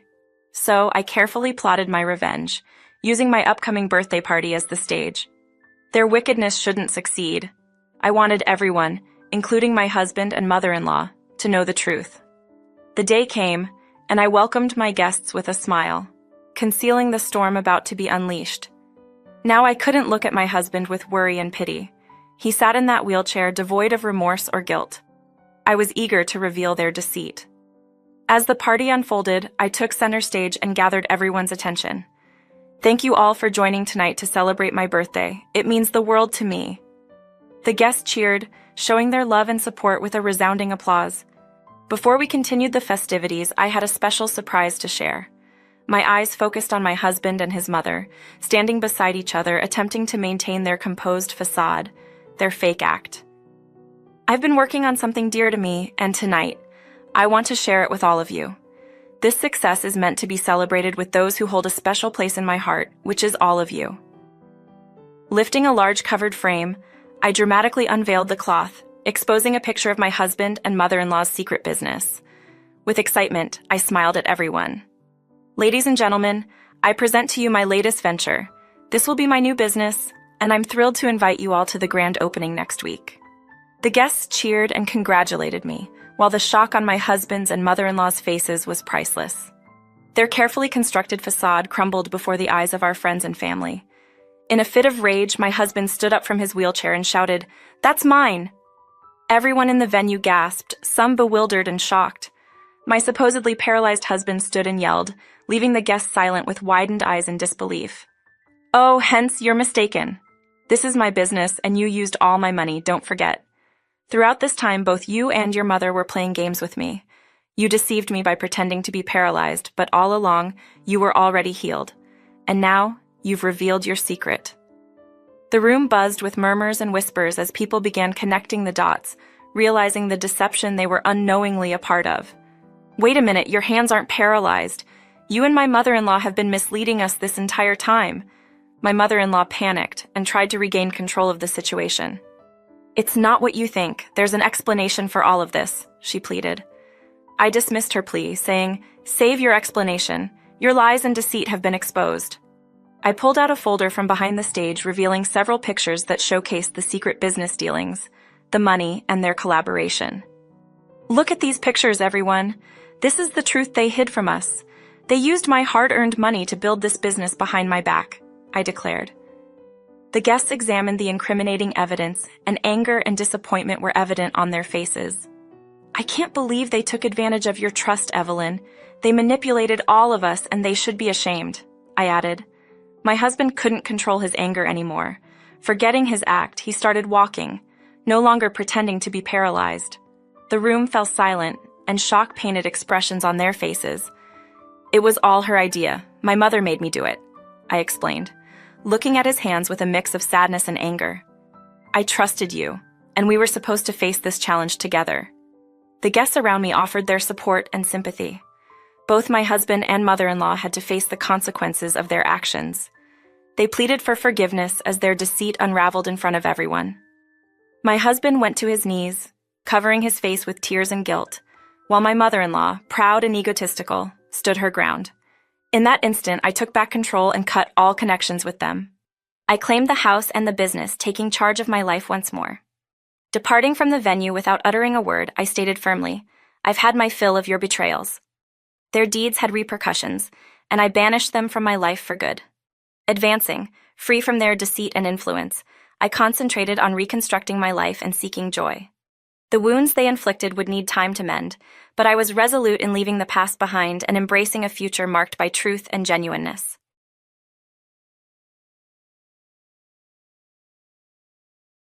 I'm Emma, a 37-year-old homemaker. I met my husband Ethan at work, and we tied the knot.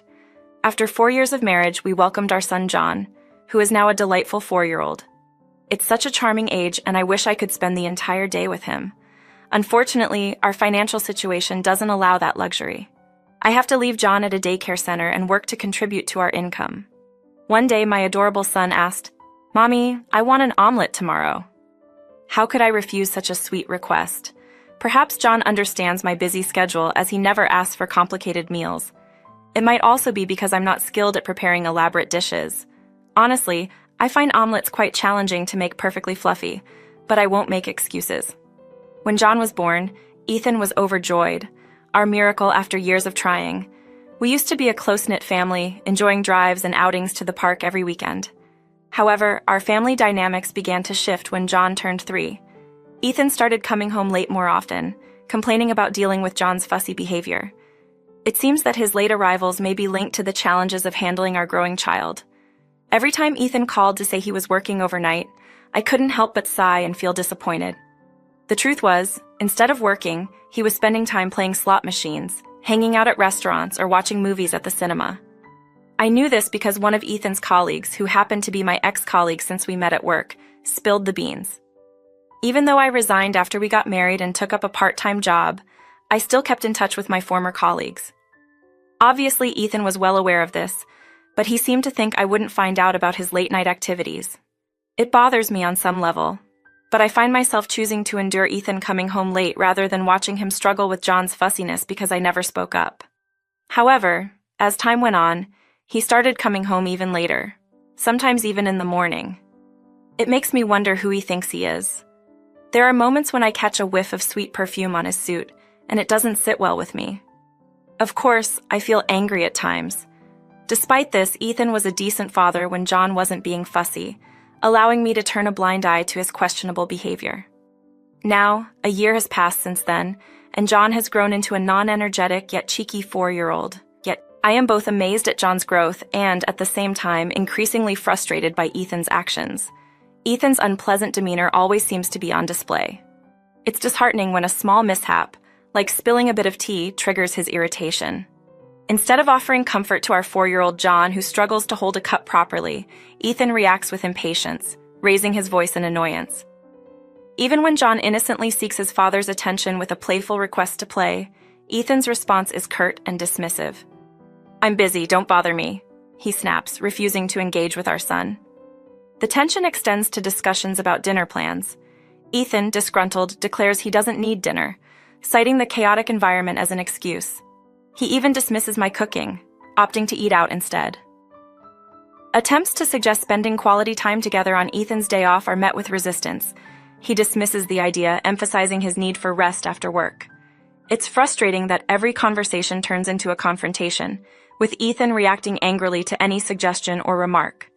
I wonder if Ethan is still stuck in some perpetual state of frustration. His constant anger and refusal to engage in meaningful conversation make me question whether he has outgrown this fussy attitude he seems to harbor. It's perplexing that at 37, he still holds on to behaviors that should have evolved over the years. Once, when I dared to inquire about his perpetual anger, Ethan responded in his usual hostile manner, claiming it's because I am useless, and that I'm passing that trait on to John. His desire for our son to be more like him, coupled with the audacious claim that John's positive qualities are inherited from him, while the negative ones are from me, leaves me both hurt and bewildered. John is our child, and reducing his qualities to a division between us feels like an unkind and unfair assessment. His advocacy seemed unbelievable, and my frustration with Ethan continued to escalate. His words and actions inflicted considerable emotional pain on me, reaching a point where I contemplated ending our marriage due to his behavior and lack of respect for our family. Despite being one step away from divorcing him, I clung to the love I still felt for my husband. Living with Ethan, who was perpetually in a sour mood, became exhausting. However, the fear of breaking up our family kept me from finding the courage to walk away. Even though John harbored a certain fear of his father, he couldn't deny the love he still held for him. Then, one day, Ethan broached a surprising topic: a trip. He proposed joining some colleagues from work, individuals I was familiar with. These were the same guys he was close to, the ones who were seemingly enjoying their single lives. As he disclosed his plans, I found myself questioning the appropriateness of such a decision. Ethan defended the idea, asserting his right to spend time away from the family. He expressed his pent-up impatience, claiming that our family consumed all his time, leaving him with none for himself. According to him, all the money he earned was being spent on what he deemed as useless luxuries. This revelation only added to the complexity of our strained relationship. I won't waste money on things we don't need. We're facing financial challenges because you only provide the minimum funds required. That's the reality. I drop John off at daycare and head to work. The more I work and earn, the less Ethan contributes to our family. I'm putting in more effort, while he likely enjoys himself and spends the remaining money. Otherwise, there's no way he could afford this trip. Be quiet, I'm leaving in 4 weeks. Whether you approve or not, don't complain. The surprising part was that the trip was happening so soon. My surprise increased when I realized it was starting tomorrow. My frustration was building, and I was about to argue when I heard John calling for Mommy. He, who was supposed to be asleep, had woken up. I hurried to him, feeling worried. "I'm sorry, John. Did I wake you up? Come on, let's go back to your room so Mommy can tuck you in." But when I touched his body to help him sleep, I felt something was not right. "John, you feel really warm. Mommy, my head hurts. Please check on him." I looked at John's face, and suddenly his eyes rolled up and he fell down. Worried, I called for an ambulance. Ethan, who I thought would come with me, said he wouldn't.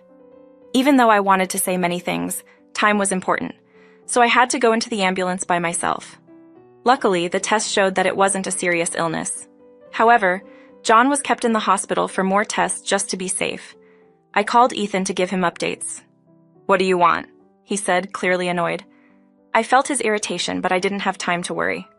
"It sounds like you're in a difficult situation, and it must be challenging to deal with someone who appears dismissive of your concerns. It's understandable that you're frustrated and upset, especially given the circumstances with your son in the hospital. In situations like these, communication is crucial, and expressing your feelings is important. If the person you're talking to doesn't seem responsive, consider reaching out to other friends or family members who might be able to provide support during this challenging time. Remember that everyone has different ways of coping with stress, and sometimes people may not fully understand the gravity of a situation. It might be helpful to have a calm and open conversation later on to clarify your feelings and explain the importance of their support. If you need immediate assistance or support for your son, don't hesitate to reach out to the hospital staff or other friends and family members who may be able to help in the meantime. Take care, and I hope things improve for you and your son soon. I'll make sure to grab a souvenir for you." Oh wait, he hung up. Ethan abruptly ended our conversation, leaving me puzzled. I tried calling him back, but it went straight to voicemail. Frustrated, I realized he had turned off his phone. Unfortunately, I didn't have his colleague's number. My anger echoed through the hospital as I pondered Ethan's behavior. He abandoned his son in the hospital. That's 2 strikes. I could feel the 3rd strike looming.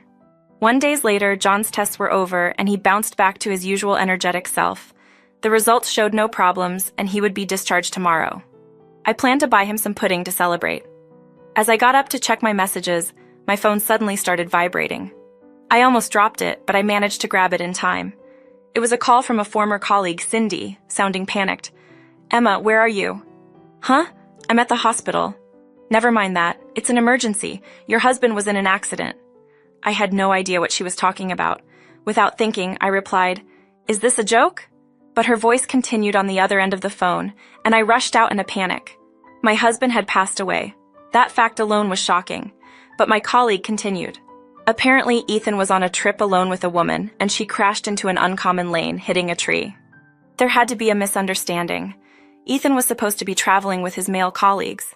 There was no way he was alone with a woman, and there was no way he could have been killed in a car accident with her. It's not possible. It's not possible. Feeling really worried, I called my parents and asked them to help with John. I hurried to the hospital where my husband was being taken care of. In the midst of my worry, a question popped into my head. Why did they call the company before telling me? Anyway, it seemed true, so I had to act quickly. According to my old work friend, the guys who were supposed to be with my husband were safe. Clearly, it's because they weren't with him. Ethan didn't even bother telling them about his made-up excuse. He was with another woman. That's 3 mistakes and he's in trouble. I questioned whether he had truly passed away. I needed to confirm the details of this situation, honey.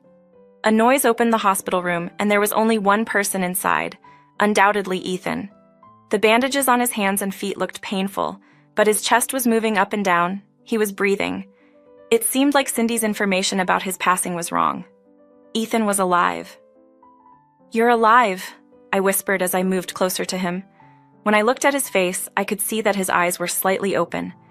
It might have been my imagination, but he seemed a little shaken, perhaps not expecting the company to contact me so soon. In his typical grumpy way, my husband grumbled, "Took you forever. Your husband had an accident and it took you so long to arrive, you worthless person. Well, it's nice to see he's still himself." He appeared quite bruised, but fortunately it looked like he only injured his left hand and right leg. Allie, the rental car was a total mess though. What a lucky guy. "I'm happy you're okay," I said to him, and he responded, "You better make sure I'm well taken care of." He was clearly in good spirits. Great to hear. Now let's get down to business, shall we? While you might have dodged a serious situation, you don't get a free pass for 3 mistakes. I took out a sheet of paper. When I say I'm relieved your right hand is fine, it means you can sign this with a pen. Ethan looked puzzled. What's going on? I unfolded the paper in front of him. Divorce papers. Yeah, I was getting them ready, which is why I'm a bit late. I know you're hurt, so I'll just leave them here. Make sure you put your signature on them. Are you kidding? Why would I sign these? Ethan objected. Well, you did mention to your girlfriend that you were getting a divorce, right? The reason for your late nights at home was because of her. Was this trip some kind of prenuptial getaway? Good for you. Now you have the chance to wed Mila, your beloved. How did you find out her name? Well, I simply had a conversation with her. In fact, before visiting Ethan's hospital room, I dropped by the room where the woman accompanying him was staying. She was also in the same hospital. I inquired about the lady from the car accident and quickly located her. She had some broken bones, but she seemed in better shape than Ethan. Her parents were also in the hospital room. I asked her to share all the details. I couldn't mention my plan to visit Ethan later, so I had to speak with her without knowing if he was alive or not. Fortunately, it became clear that he was alive. Despite her parents bombarding her with questions, she glared at me and said, "Let him go. I don't know what she sees in you. We're concerned about your wife and kids. You don't handle your bills, go out every night, and show no concern when your child is in the hospital. And the cheating, it's game over." My husband's face instantly turned pale. I had expected him to get defensive, but that didn't change my decision. No, she's just for fun, you know. You're the only one I love. Just stop here. I've filled out the form with my part. Even if you tear it up, I've got plenty of spares. In fact, why don't I just call a lawyer? A lawyer? That's right. We need to work out alimony and child support. I believe that would be an improvement. Just a moment. What did you say? I mean, please reconsider. The moment I shot a stern look at Ethan, who was still speaking in a boastful tone, he suddenly shrank back. I don't want a divorce. Why not? He stuttered. Why don't I just sum it up for both of us? I took a deep breath and continued without pausing. Because I'm working and covering all the expenses. You can use your money as you please, even spend it on frivolous pursuits with young women. If you have children, you can expect them to look after you in the future. You can relax and enjoy life while your wife handles all the household chores, a wife at home for security and a girlfriend for enjoyment. What a great life. But if you divorce me, all of that would vanish, wouldn't it? Ethan's mouth hung open, unsure of what to say. Did he lose his voice or something? There was no response. Sorry to inform you that your perfect life plan is now shattered. You can devise a new life plan with Mila or anyone you prefer, but my son and I won't be part of it. Just imagine you started anew and live a different life. I expressed everything I needed to say and turned to exit the hospital room. Wait!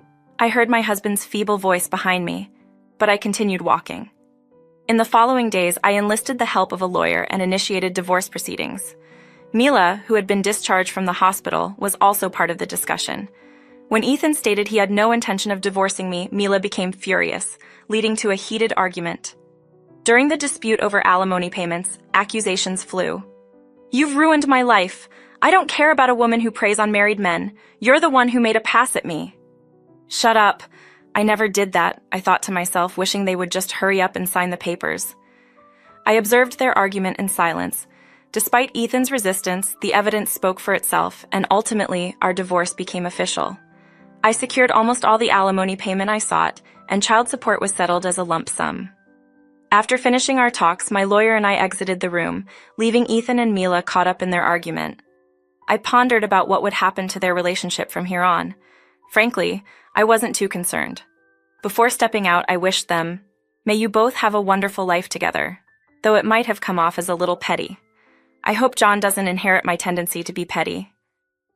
Despite everything that unfolded, John and I had returned to a calm and peaceful life. John, no longer burdened by Ethan's mood, had surprisingly become cheerful. Witnessing this, I regretted not pursuing a divorce sooner. Ethan's behavior must have caused my son a lot of pain, just as it had for me. How could I have clung to such a dreadful husband? Living with just the two of us made me realize something. We were perfectly fine without Ethan. In fact, every day was a joy. Nevertheless, Ethan was still John's one and only father. If John wanted to see him, I would let him make that choice. "Do you want to see Daddy?" I asked John. "No, why?" he replied. After the divorce was finalized, I sent Ethan an email confirming the alimony and child support payments. His instant reply had the subject title, "Help." I opened the message, and it was quite amusing. Apparently, my ex-colleague had spread the story of his cheating throughout the entire company. Ethan, stressed from the hurtful stares and gossip, began making mistakes at work, eventually leading him to leave the company. My parents had cut me off, and I felt like I had nowhere to go. "I can't live like this. Please help me," he pleaded. "Can you believe it?" So, being the compassionate person I am, I replied, "Why don't you ask your dear Mila for help?" To my surprise, he said, "I broke up with Mila. Her parents cut her off too, and now she is missing. I can think clearly now. You are the only one that I love. You have to help me. Please don't make me laugh." His text said, "I haven't paid my phone bill and it'll stop working tomorrow. Can you pick me up now?" After receiving that, I decided to block him. We had moved a while ago and Ethan had no idea where we were. Putting my phone down and sipping my tea, Jay approached and asked, "What should we do tomorrow, Mommy?" After pondering for a bit, I suggested, "How about I make us some lunch and we can visit the aquarium?" A big grin appeared on John's face. "I want to see the dolphin show." Witnessing my son so happy and enthusiastic, I couldn't help but smile.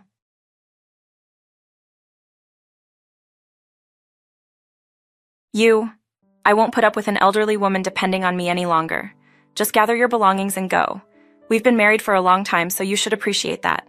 In simpler terms, you're seeking a divorce. Then he departed with a shrill voice instructing me not to request his return, suggesting I should understand. Am I being clear? He insisted that I lack the intelligence to comprehend. Is he planning to divorce me and marry my sister? They exchanged surprised glances. I'm Camilla, living with my husband Owen. I'm in my late 55s and he's 4 years younger. I have a younger sister and both she and my husband went to college together. Thanks to my sister, I got to know my husband, and together, we have 3 children. Now, our kids are grown up, leading their own lives with families of their own. As I reach this stage in life, I find myself pondering the past quite often. A lot has unfolded in my journey so far. Although I cherish my 3 children, I am not content with my husband. He consistently ridicules my level of education, highlighting that I only completed high school due to my current unemployment. This becomes a recurring point of contention with my husband. To be fair, he's accurate. I did indeed finish my education with a high school diploma. In the beginning, I had a desire to go to high school because I genuinely enjoyed learning. Sadly, our financial circumstances were tough during that period. In those times, the internet wasn't as widespread, and the world seemed much smaller. As a result, I heeded my parents' counsel, completed high school, and found employment. Meanwhile, my sister, who is 6 years younger than me, successfully graduated from college. This is because I put in a lot of effort to support her through college.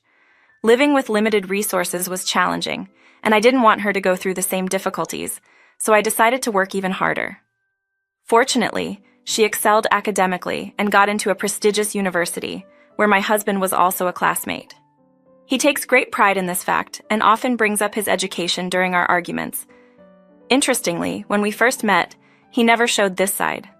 We were at the peak of happiness when we got married and had our first daughter. However, as time went on, my joy started to fade. During that period, it was common for people to leave their jobs after getting married.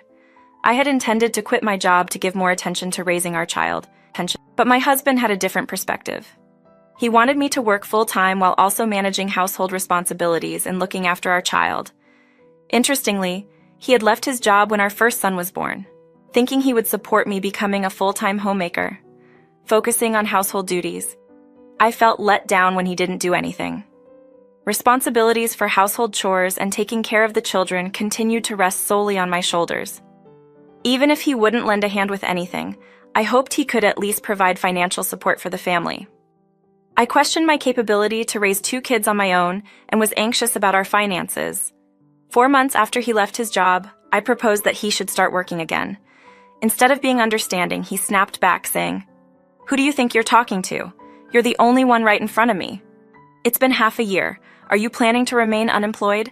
You believe you can dictate what I should do. Oh, not this again. Unlike you who finished junior high school, I have higher aspirations. Good for you. So I suppose you'll achieve your ultimate goal soon. If I want a job, I find one and you don't get to decide my job. I have the ability to choose." I shot back, "Oh, really? Then go ahead and pick one." He responded, "I can't. There's no job that I want to do." It appeared that despite graduating from a prestigious university, while he might shine in academics, his ability to earn a living is lacking. Depending solely on his esteemed university degree without taking concrete steps is merely a surface-level achievement. It's high time he adds something substantial to the family's well-being. What kind of nonsense is this? It's unreasonable for me to manage everything, right? You're the person who brought these kids into the world. Express some appreciation.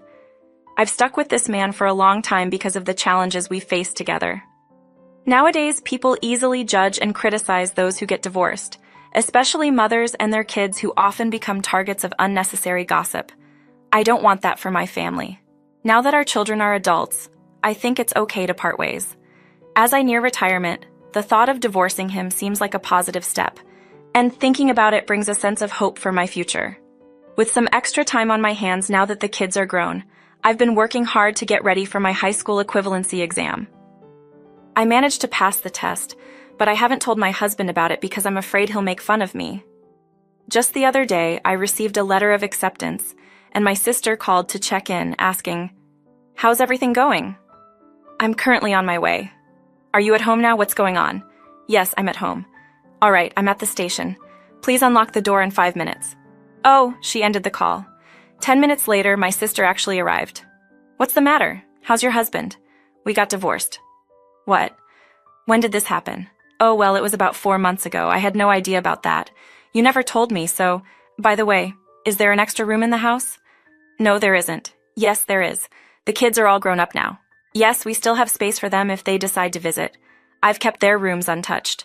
So the guest room is currently unoccupied." "Well, that's correct. I'll make use of that room then." "All right. I'll officially move in starting today." "Hold on for a moment. Is it really that pressing?" "No, it's not urgent. I've already obtained approval from the teams.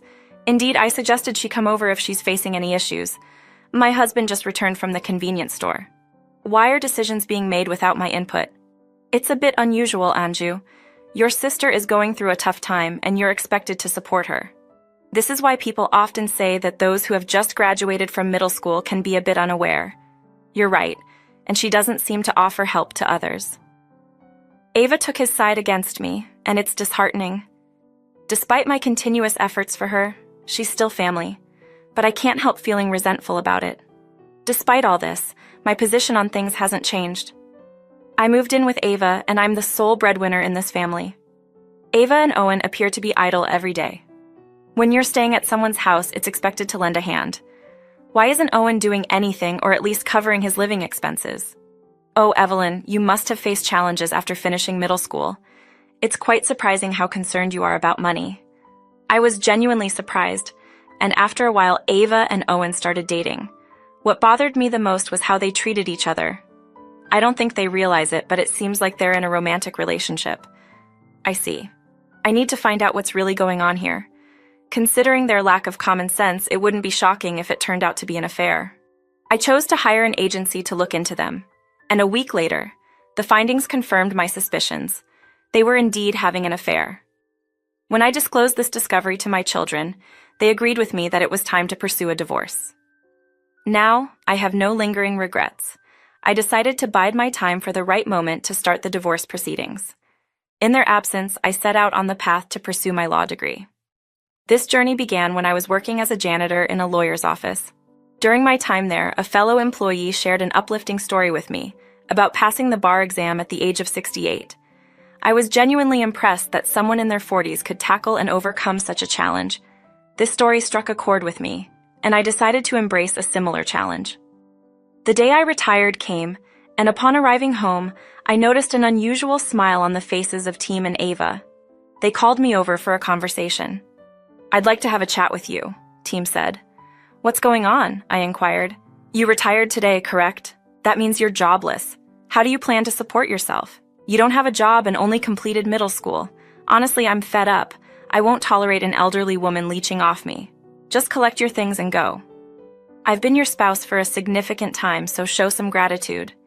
In simpler terms, you're seeking a divorce," he proclaimed, departing with an elevated tone. "Don't bother asking why. You understand what I mean. Should I spell it out for you?" "You just don't have the smarts to understand. It's clear as day." "Are you plotting to divorce me and tie the knot with Ava?" They exchanged looks of astonishment and erupted into laughter once more. "Well, you caught on. Let's wrap this up swiftly. I don't require you anymore. If you absolutely refuse to go, I might entertain the idea if you lower yourself and kneel down." "That won't be needed." I had harbored the wish to conclude my marriage upon retirement, and this circumstance conveniently provided the opportunity. Thus, I declared, I retrieved the divorce papers from my bag. The two of them froze, mouths agape. Get it done swiftly, I'm out of here. Team inquired, why are you the one preparing the divorce papers? Because I was considering a divorce, I figured this would be the appropriate moment if it was going to happen. I changed my clothes for the last time. Hurry up, let's go. Isn't it a relief that Evelyn is leaving after all? The team quickly signed the divorce papers, and I readily confirmed my agreement. That's it. I affirmed his entry without any hesitation. I guess he wasn't happy with my attitude. He's still upset. Well, you only finished middle school. Your life won't be long. You're aware of that. Oh, I'm not so sure about that. Please, both of you. My words signaled to the kids that it was time to come into the living room. Take this and make sure he doesn't rip it apart. Sure, I understand. You all seem quite unhappy. You're being called the worst dad. Graduating from a top-notch university is a big achievement for you, but it doesn't seem to add much to your life. You seem satisfied with the accolade, even though you've been working your entire life. That's really foolish, don't you think? I remarked. What? The truth is, my daughter beat me to the punch. You're truly an unintelligent, unemployed old fool. Okay, kids, that's painfully true. You guys are so brutally honest. I possessed solid proof of their affair, a clear means to unveil their wrongdoing. With that, I left the house alongside my children once they realized their pockets were empty. They ought to have compensated me with $10 million for the shock they inflicted by being jobless. I suspected they borrowed money from a dubious lender catering to those without jobs and questionable credit. Following this, I initiated divorce proceedings and gained my freedom. Now I can finally concentrate on my studies. I took up a part-time job as a cleaner and devoted myself to diligent study. As a result, I secured admission to the law school of my choice. After an intense 4 years of studying, I successfully finished graduate school and passed the bar exam, turning my dream of becoming a lawyer into reality. To celebrate this milestone, my children, along with their families, threw a little party for me. It was a joyous occasion, symbolizing the culmination of my journey from a challenging divorce to the fulfillment of my career aspirations. Once upon a time, my life was exceptionally wonderful. However, you know the saying about those who are looking for me. True to form, one day, my ex-husband showed up at my new house, crying for help. He expressed his concerns about my sister, Ava, who was currently unemployed, and the dire financial situation they were facing. After 4 years of intense study, I successfully completed graduate school and managed to pass the bar exam. I achieved my dream of becoming a lawyer. To celebrate my accomplishment, my children, along with their families, threw me a little party. It was a joyous occasion marking the culmination of my journey from a challenging divorce to the realization of my career dreams. Once upon a time, my life was incredibly wonderful. However, you know how the saying goes about those two who were searching for me. And sure enough, one day, my ex-husband showed up at my new house, crying for help. He lamented about my sister Ava, who wasn't working at all, and the dire financial situation they were facing. I decided to seek solace with my kids, but they wouldn't see me. The response was, "Of course not, you idiot. What do you mean I say you will be something great? All you had was a college name. You've got nothing to live for. Don't be foolish, you're just trying to get on your good side. You're just a middle school crazy 8, not even close to me." However, I revealed that I had recently passed the bar exam. But I realized that if I let my education slide now, I would fall to the same level as my ex-husband. Irony struck when he, whom I had always made fun of, came asking for money. I couldn't help but find it hilarious. "Why do you live in such a nice place?" he questioned. "It's because of my job. Yes, I work. I used to be a janitor at a law firm." His confusion was palpable. "What do you mean, a janitor?" "Yeah, I'm a private cleaner now. I clean my own desk." His bewilderment grew. "Your desk? What are you talking about?" I decided to let him in, leaving the door chain on as a precaution. I handed him my lawyer badge and he simply froze. "You know, if you don't give up, you can make your life as long as you want.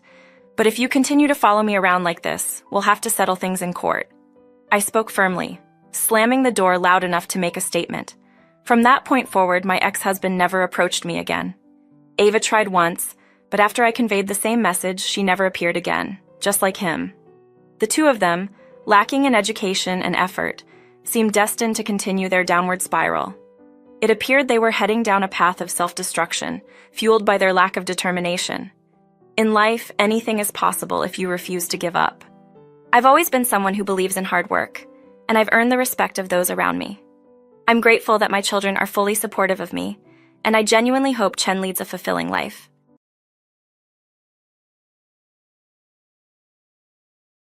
I'm Camilla, and I share my home with my husband James and our chatty 6-year-old daughter. I'm a 27-year-old mom who works.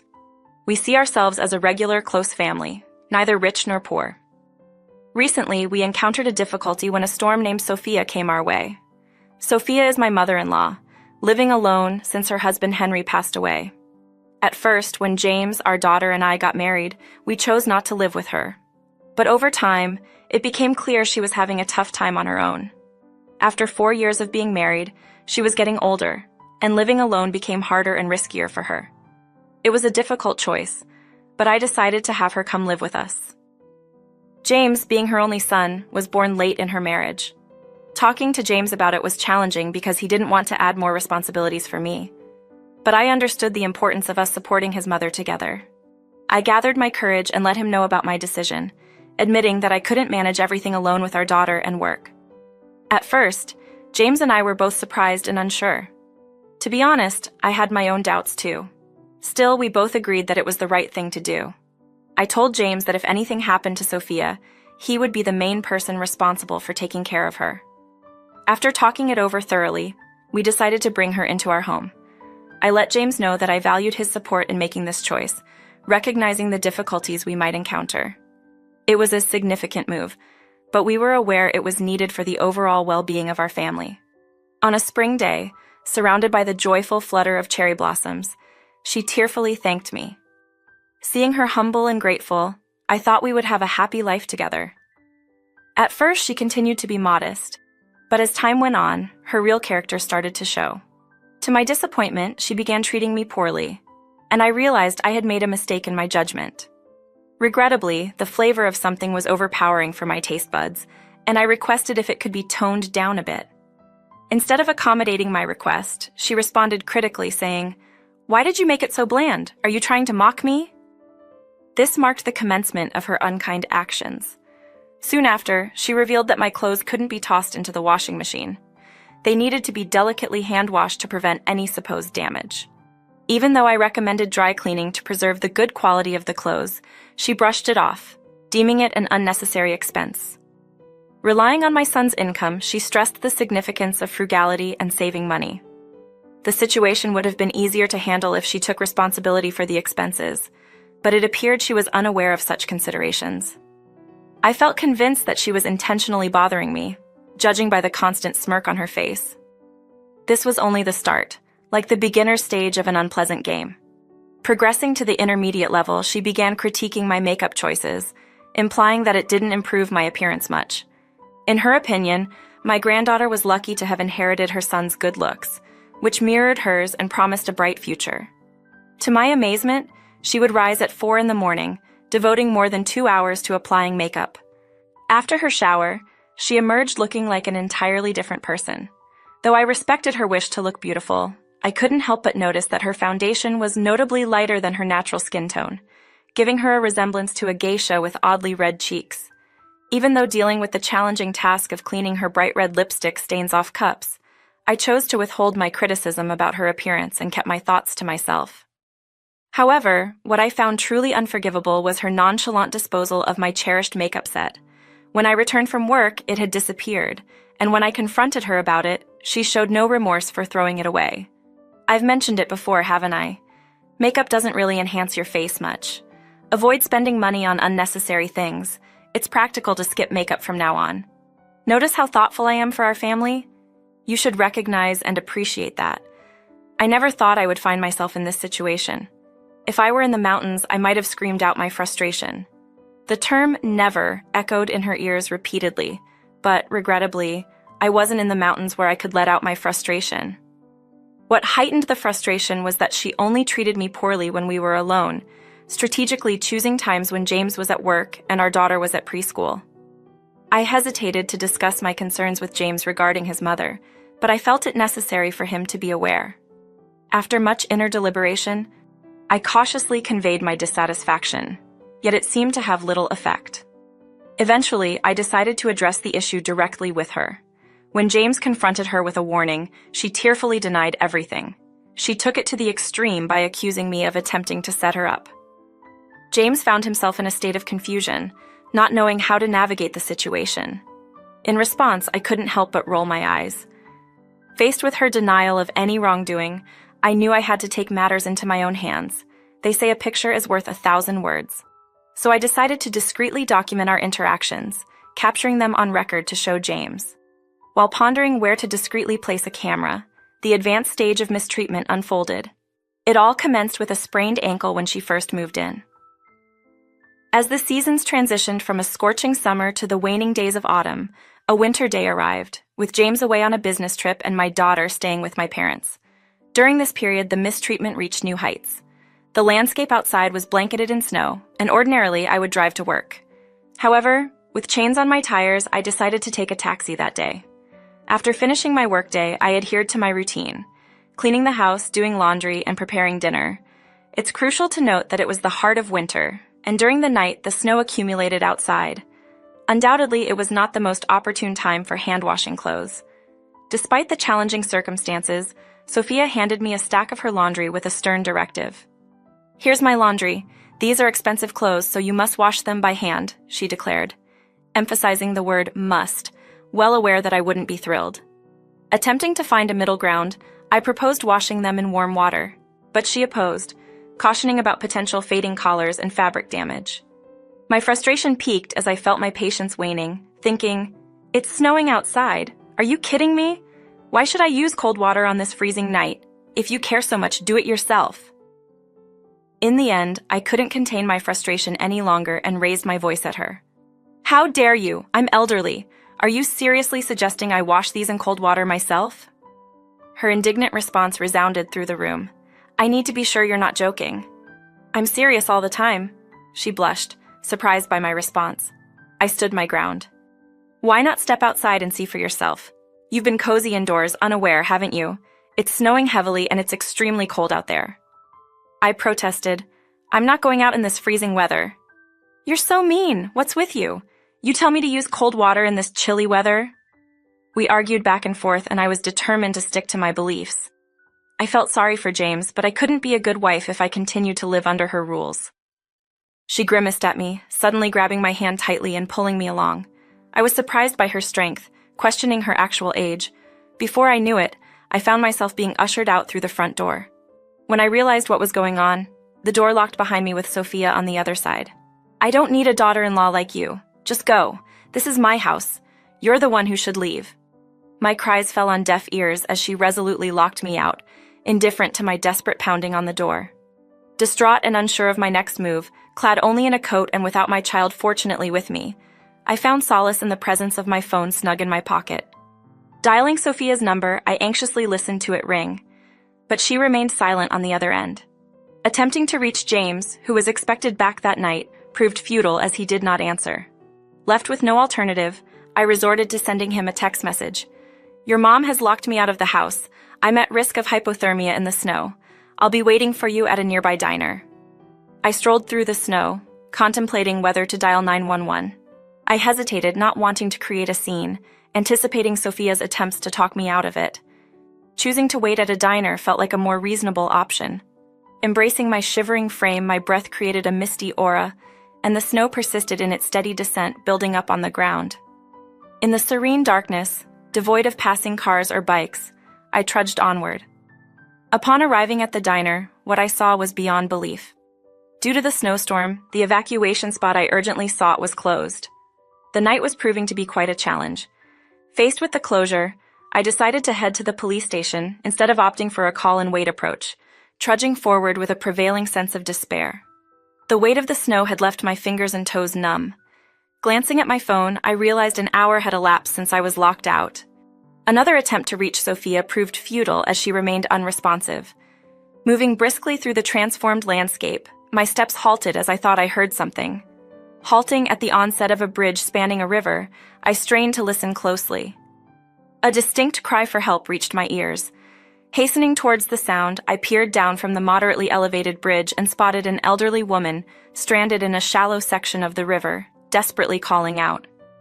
Without a moment's hesitation, I descended the bank and entered the river. The frigid water cut through my feet and legs, transforming cold into a biting pain.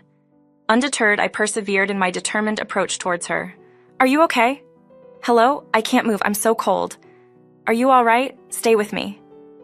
Grateful for assistance, she leaned against me and, overcome by the ordeal, lost consciousness.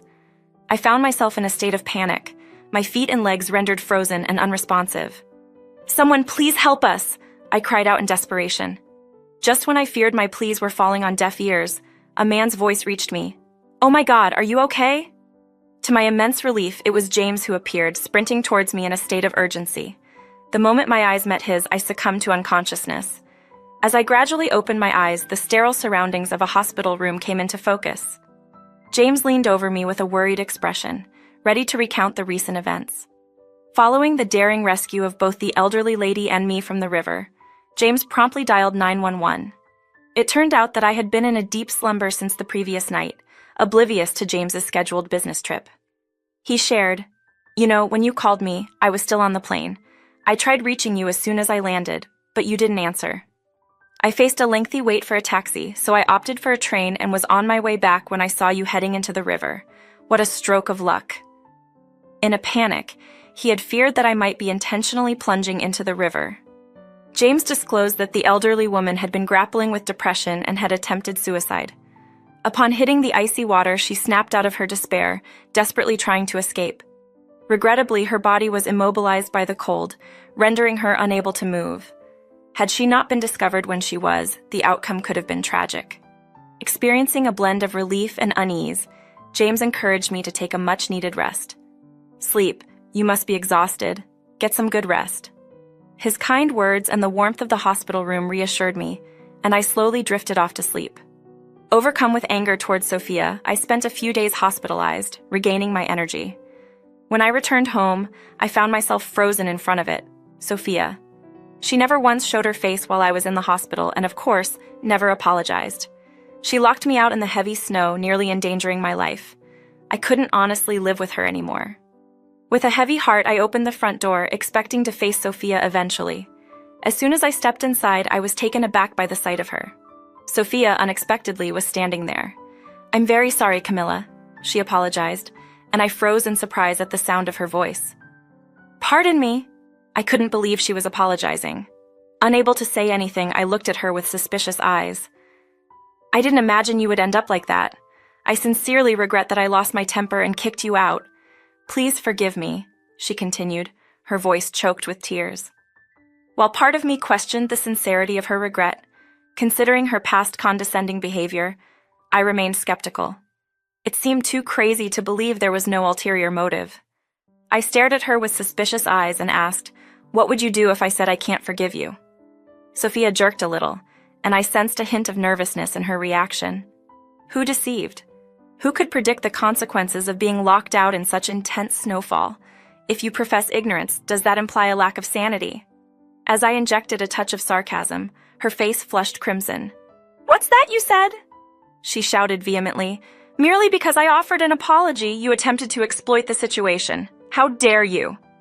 James threatened to end our living arrangement unless I apologized to you, leaving me with no alternative but to comply. Do you grasp the situation? I followed his directive, so it's concluded now. If you comprehend, proceed with your tasks. She readily fell for my subtle bait, revealing her true motives. As anticipated, remorse was absent. People might transform overnight, but individuals like her seem resistant to lasting change. In an attempt to distress me, she promptly initiated a campaign of bullying. Insisting, she declared, "You must launder my clothes in cold water." She persisted in expecting me to fulfill that task. "Prepare only my preferred dishes. If it's not up to par, I'll address it." Oh dear, there seemed to be no redemption for her. Audibly sighing, I turned my face to conceal my exasperation. "Sweetheart, what's the next move?" James stood a few steps away, discreetly out of Sophia's line of sight. My husband and Sophia's cherished son had been present since the outset. "What about your job, James?" Sophia demanded, standing alongside him. I decided to take a day off to be with Camilla. "Honestly, you're not genuinely sorry, are you?" Oh, no, no, no, no, it was just a jest, obviously. Even if it wasn't amusing in the slightest. Remember what I said? Feel sincere regret for your actions, apologize to her, and ensure you never repeat anything like that. I did say sorry, right? You quickly recovered and were mean, causing her more pain. I made it clear it was a joke, albeit a terrible one. I had instructed James to give me some space for a while. Sophia's response played out just as I anticipated, or rather, even more spectacularly. I couldn't contain my laughter at her desperate attempts to justify herself. What's so amusing, Camilla? You're aware that Hey Mom, I'm addressing you at this moment. Pay attention to me. I apologize. It appeared that she couldn't avoid the reprimand from her beloved son. He continued, reproaching her while she listened tearfully. How could you treat Camilla so harshly? She cared about you and agreed to include you with us. I might have been a bit forward earlier, but I never mistreated her. She persisted in trying to deny it. Well, I did offer feedback on her cooking a few times, but I simply wanted her to understand my preferences. I suggested sending my clothes to the dry cleaner, but she insisted it was a waste of money and preferred to wash them herself. Even when I recommended wearing makeup, she ignored me and even discarded cosmetics right in front of me. At times, I questioned whether she was employing sarcasm. What was her point? It seemed like she was avoiding taking any responsibility for her actions. Left with no alternative, I retrieved my phone and replayed the recording. These clothes are costly, so you have to hand wash them, resonated her distinct voice from the recording. She yelled and attempted to snatch my phone, but I skillfully evaded her grasp and persisted with the playback. You need to wash in cold water. I don't want a daughter-in-law like you. Go away! The echoes of her forcibly removing me, sealing the front door, and dismissing my pleas. All the mistreatment she uttered and committed that day was captured. I had my phone in my pocket, recording the entire episode. Every time I engaged in a conversation with her, I made sure to activate the recording feature on my phone, determined to gather evidence of her statements and actions no matter what. My consistent efforts must have yielded positive outcomes. If I hadn't had my phone with me that day, things might have unfolded differently. Do you want to say anything? I inquired. Sophia was visibly upset. Do you have any final remarks? Final remarks? I queried. Yes, what does that mean? This is the conclusion. You exploited my kindness in caring for you. I want you out of the house. I am severing ties with you. Go ahead, live independently, and never reach out to me again. I will disregard any attempts at contact and cut all ties with you. I won't be seeing you again. You still have the funds from the sale of your house. If you have a pension in addition, you can lead a comfortable life without relying on my support. Wait a moment, James. Pause for a second. Are you evicting me? Are you betraying your sole parent? You're betraying me. His anger rendered her speechless, causing her shoulders to slump. The melting snow from the roof echoed louder in the profound silence, and then everything unfolded rapidly. James and I gathered our belongings while she sat despondent, doing nothing. Her new residence, located 2 hours away by car, was in her hometown. She had some relatives there, but it seemed like a disconnected situation up until now. I figured that even if she returned, no one would pay much attention. It appeared she had no friends since she never ventured outside when she was with us. I presumed she had ample time on her hands, which she occupied by tormenting me. However, that was no longer a concern for me. Goodbye, Grandma. My daughter waved goodbye to Sophia. It wasn't until she saw her beloved granddaughter that Sophia began to cry. She wasn't sad to see her go. Instead, she smiled as a taxi carried her away, leaving Sophia behind. It didn't stir any emotions within me. I simply thought she had brought troubles upon herself and walked into the house with a renewed mindset. Days and months drifted away. Sophia was now dwelling in solitude. Occasionally, I received calls from her and I made sure she was doing okay. As declared before, we haven't met or talked to her. She will persist in living alone, feeling lonely. The price she paid for disrupting the happiness she had attained was significant. Since her departure, I have regained peace of mind. I find myself now offering tea to an unexpected visitor, a teacher, all while listening to the rhythmic hum of the washing machine. My visitor is an older woman, the very same lady I rescued on that snowy day. After spending some time living alone, she became pessimistic about her life and had many thoughts on her mind. However, feeling the icy river water sparked a desire to continue living a little longer. My son suggested I move in with his family. It's wonderful news. His wife is a genuinely kind person, but I don't want to become a burden. So I've made up my mind to relocate closer to them. Ah, I understand. My son lives quite a distance away and I rarely get to see him.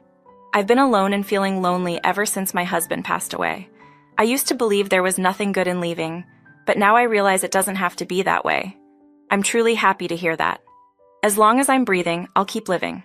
I am very grateful to you for rescuing me that day. We exchanged smiles.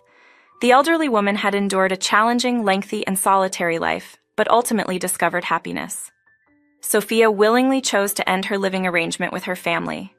Retirement offers numerous possibilities, and everyone has their unique preferences. The way you approach it can determine whether it becomes a happy or unhappy phase of life. Observing the three elderly women, I start to envision what I desire for my own future. I reflect on how I should lead my life now to maintain its peace and happiness, ensuring a joyful retirement down the road.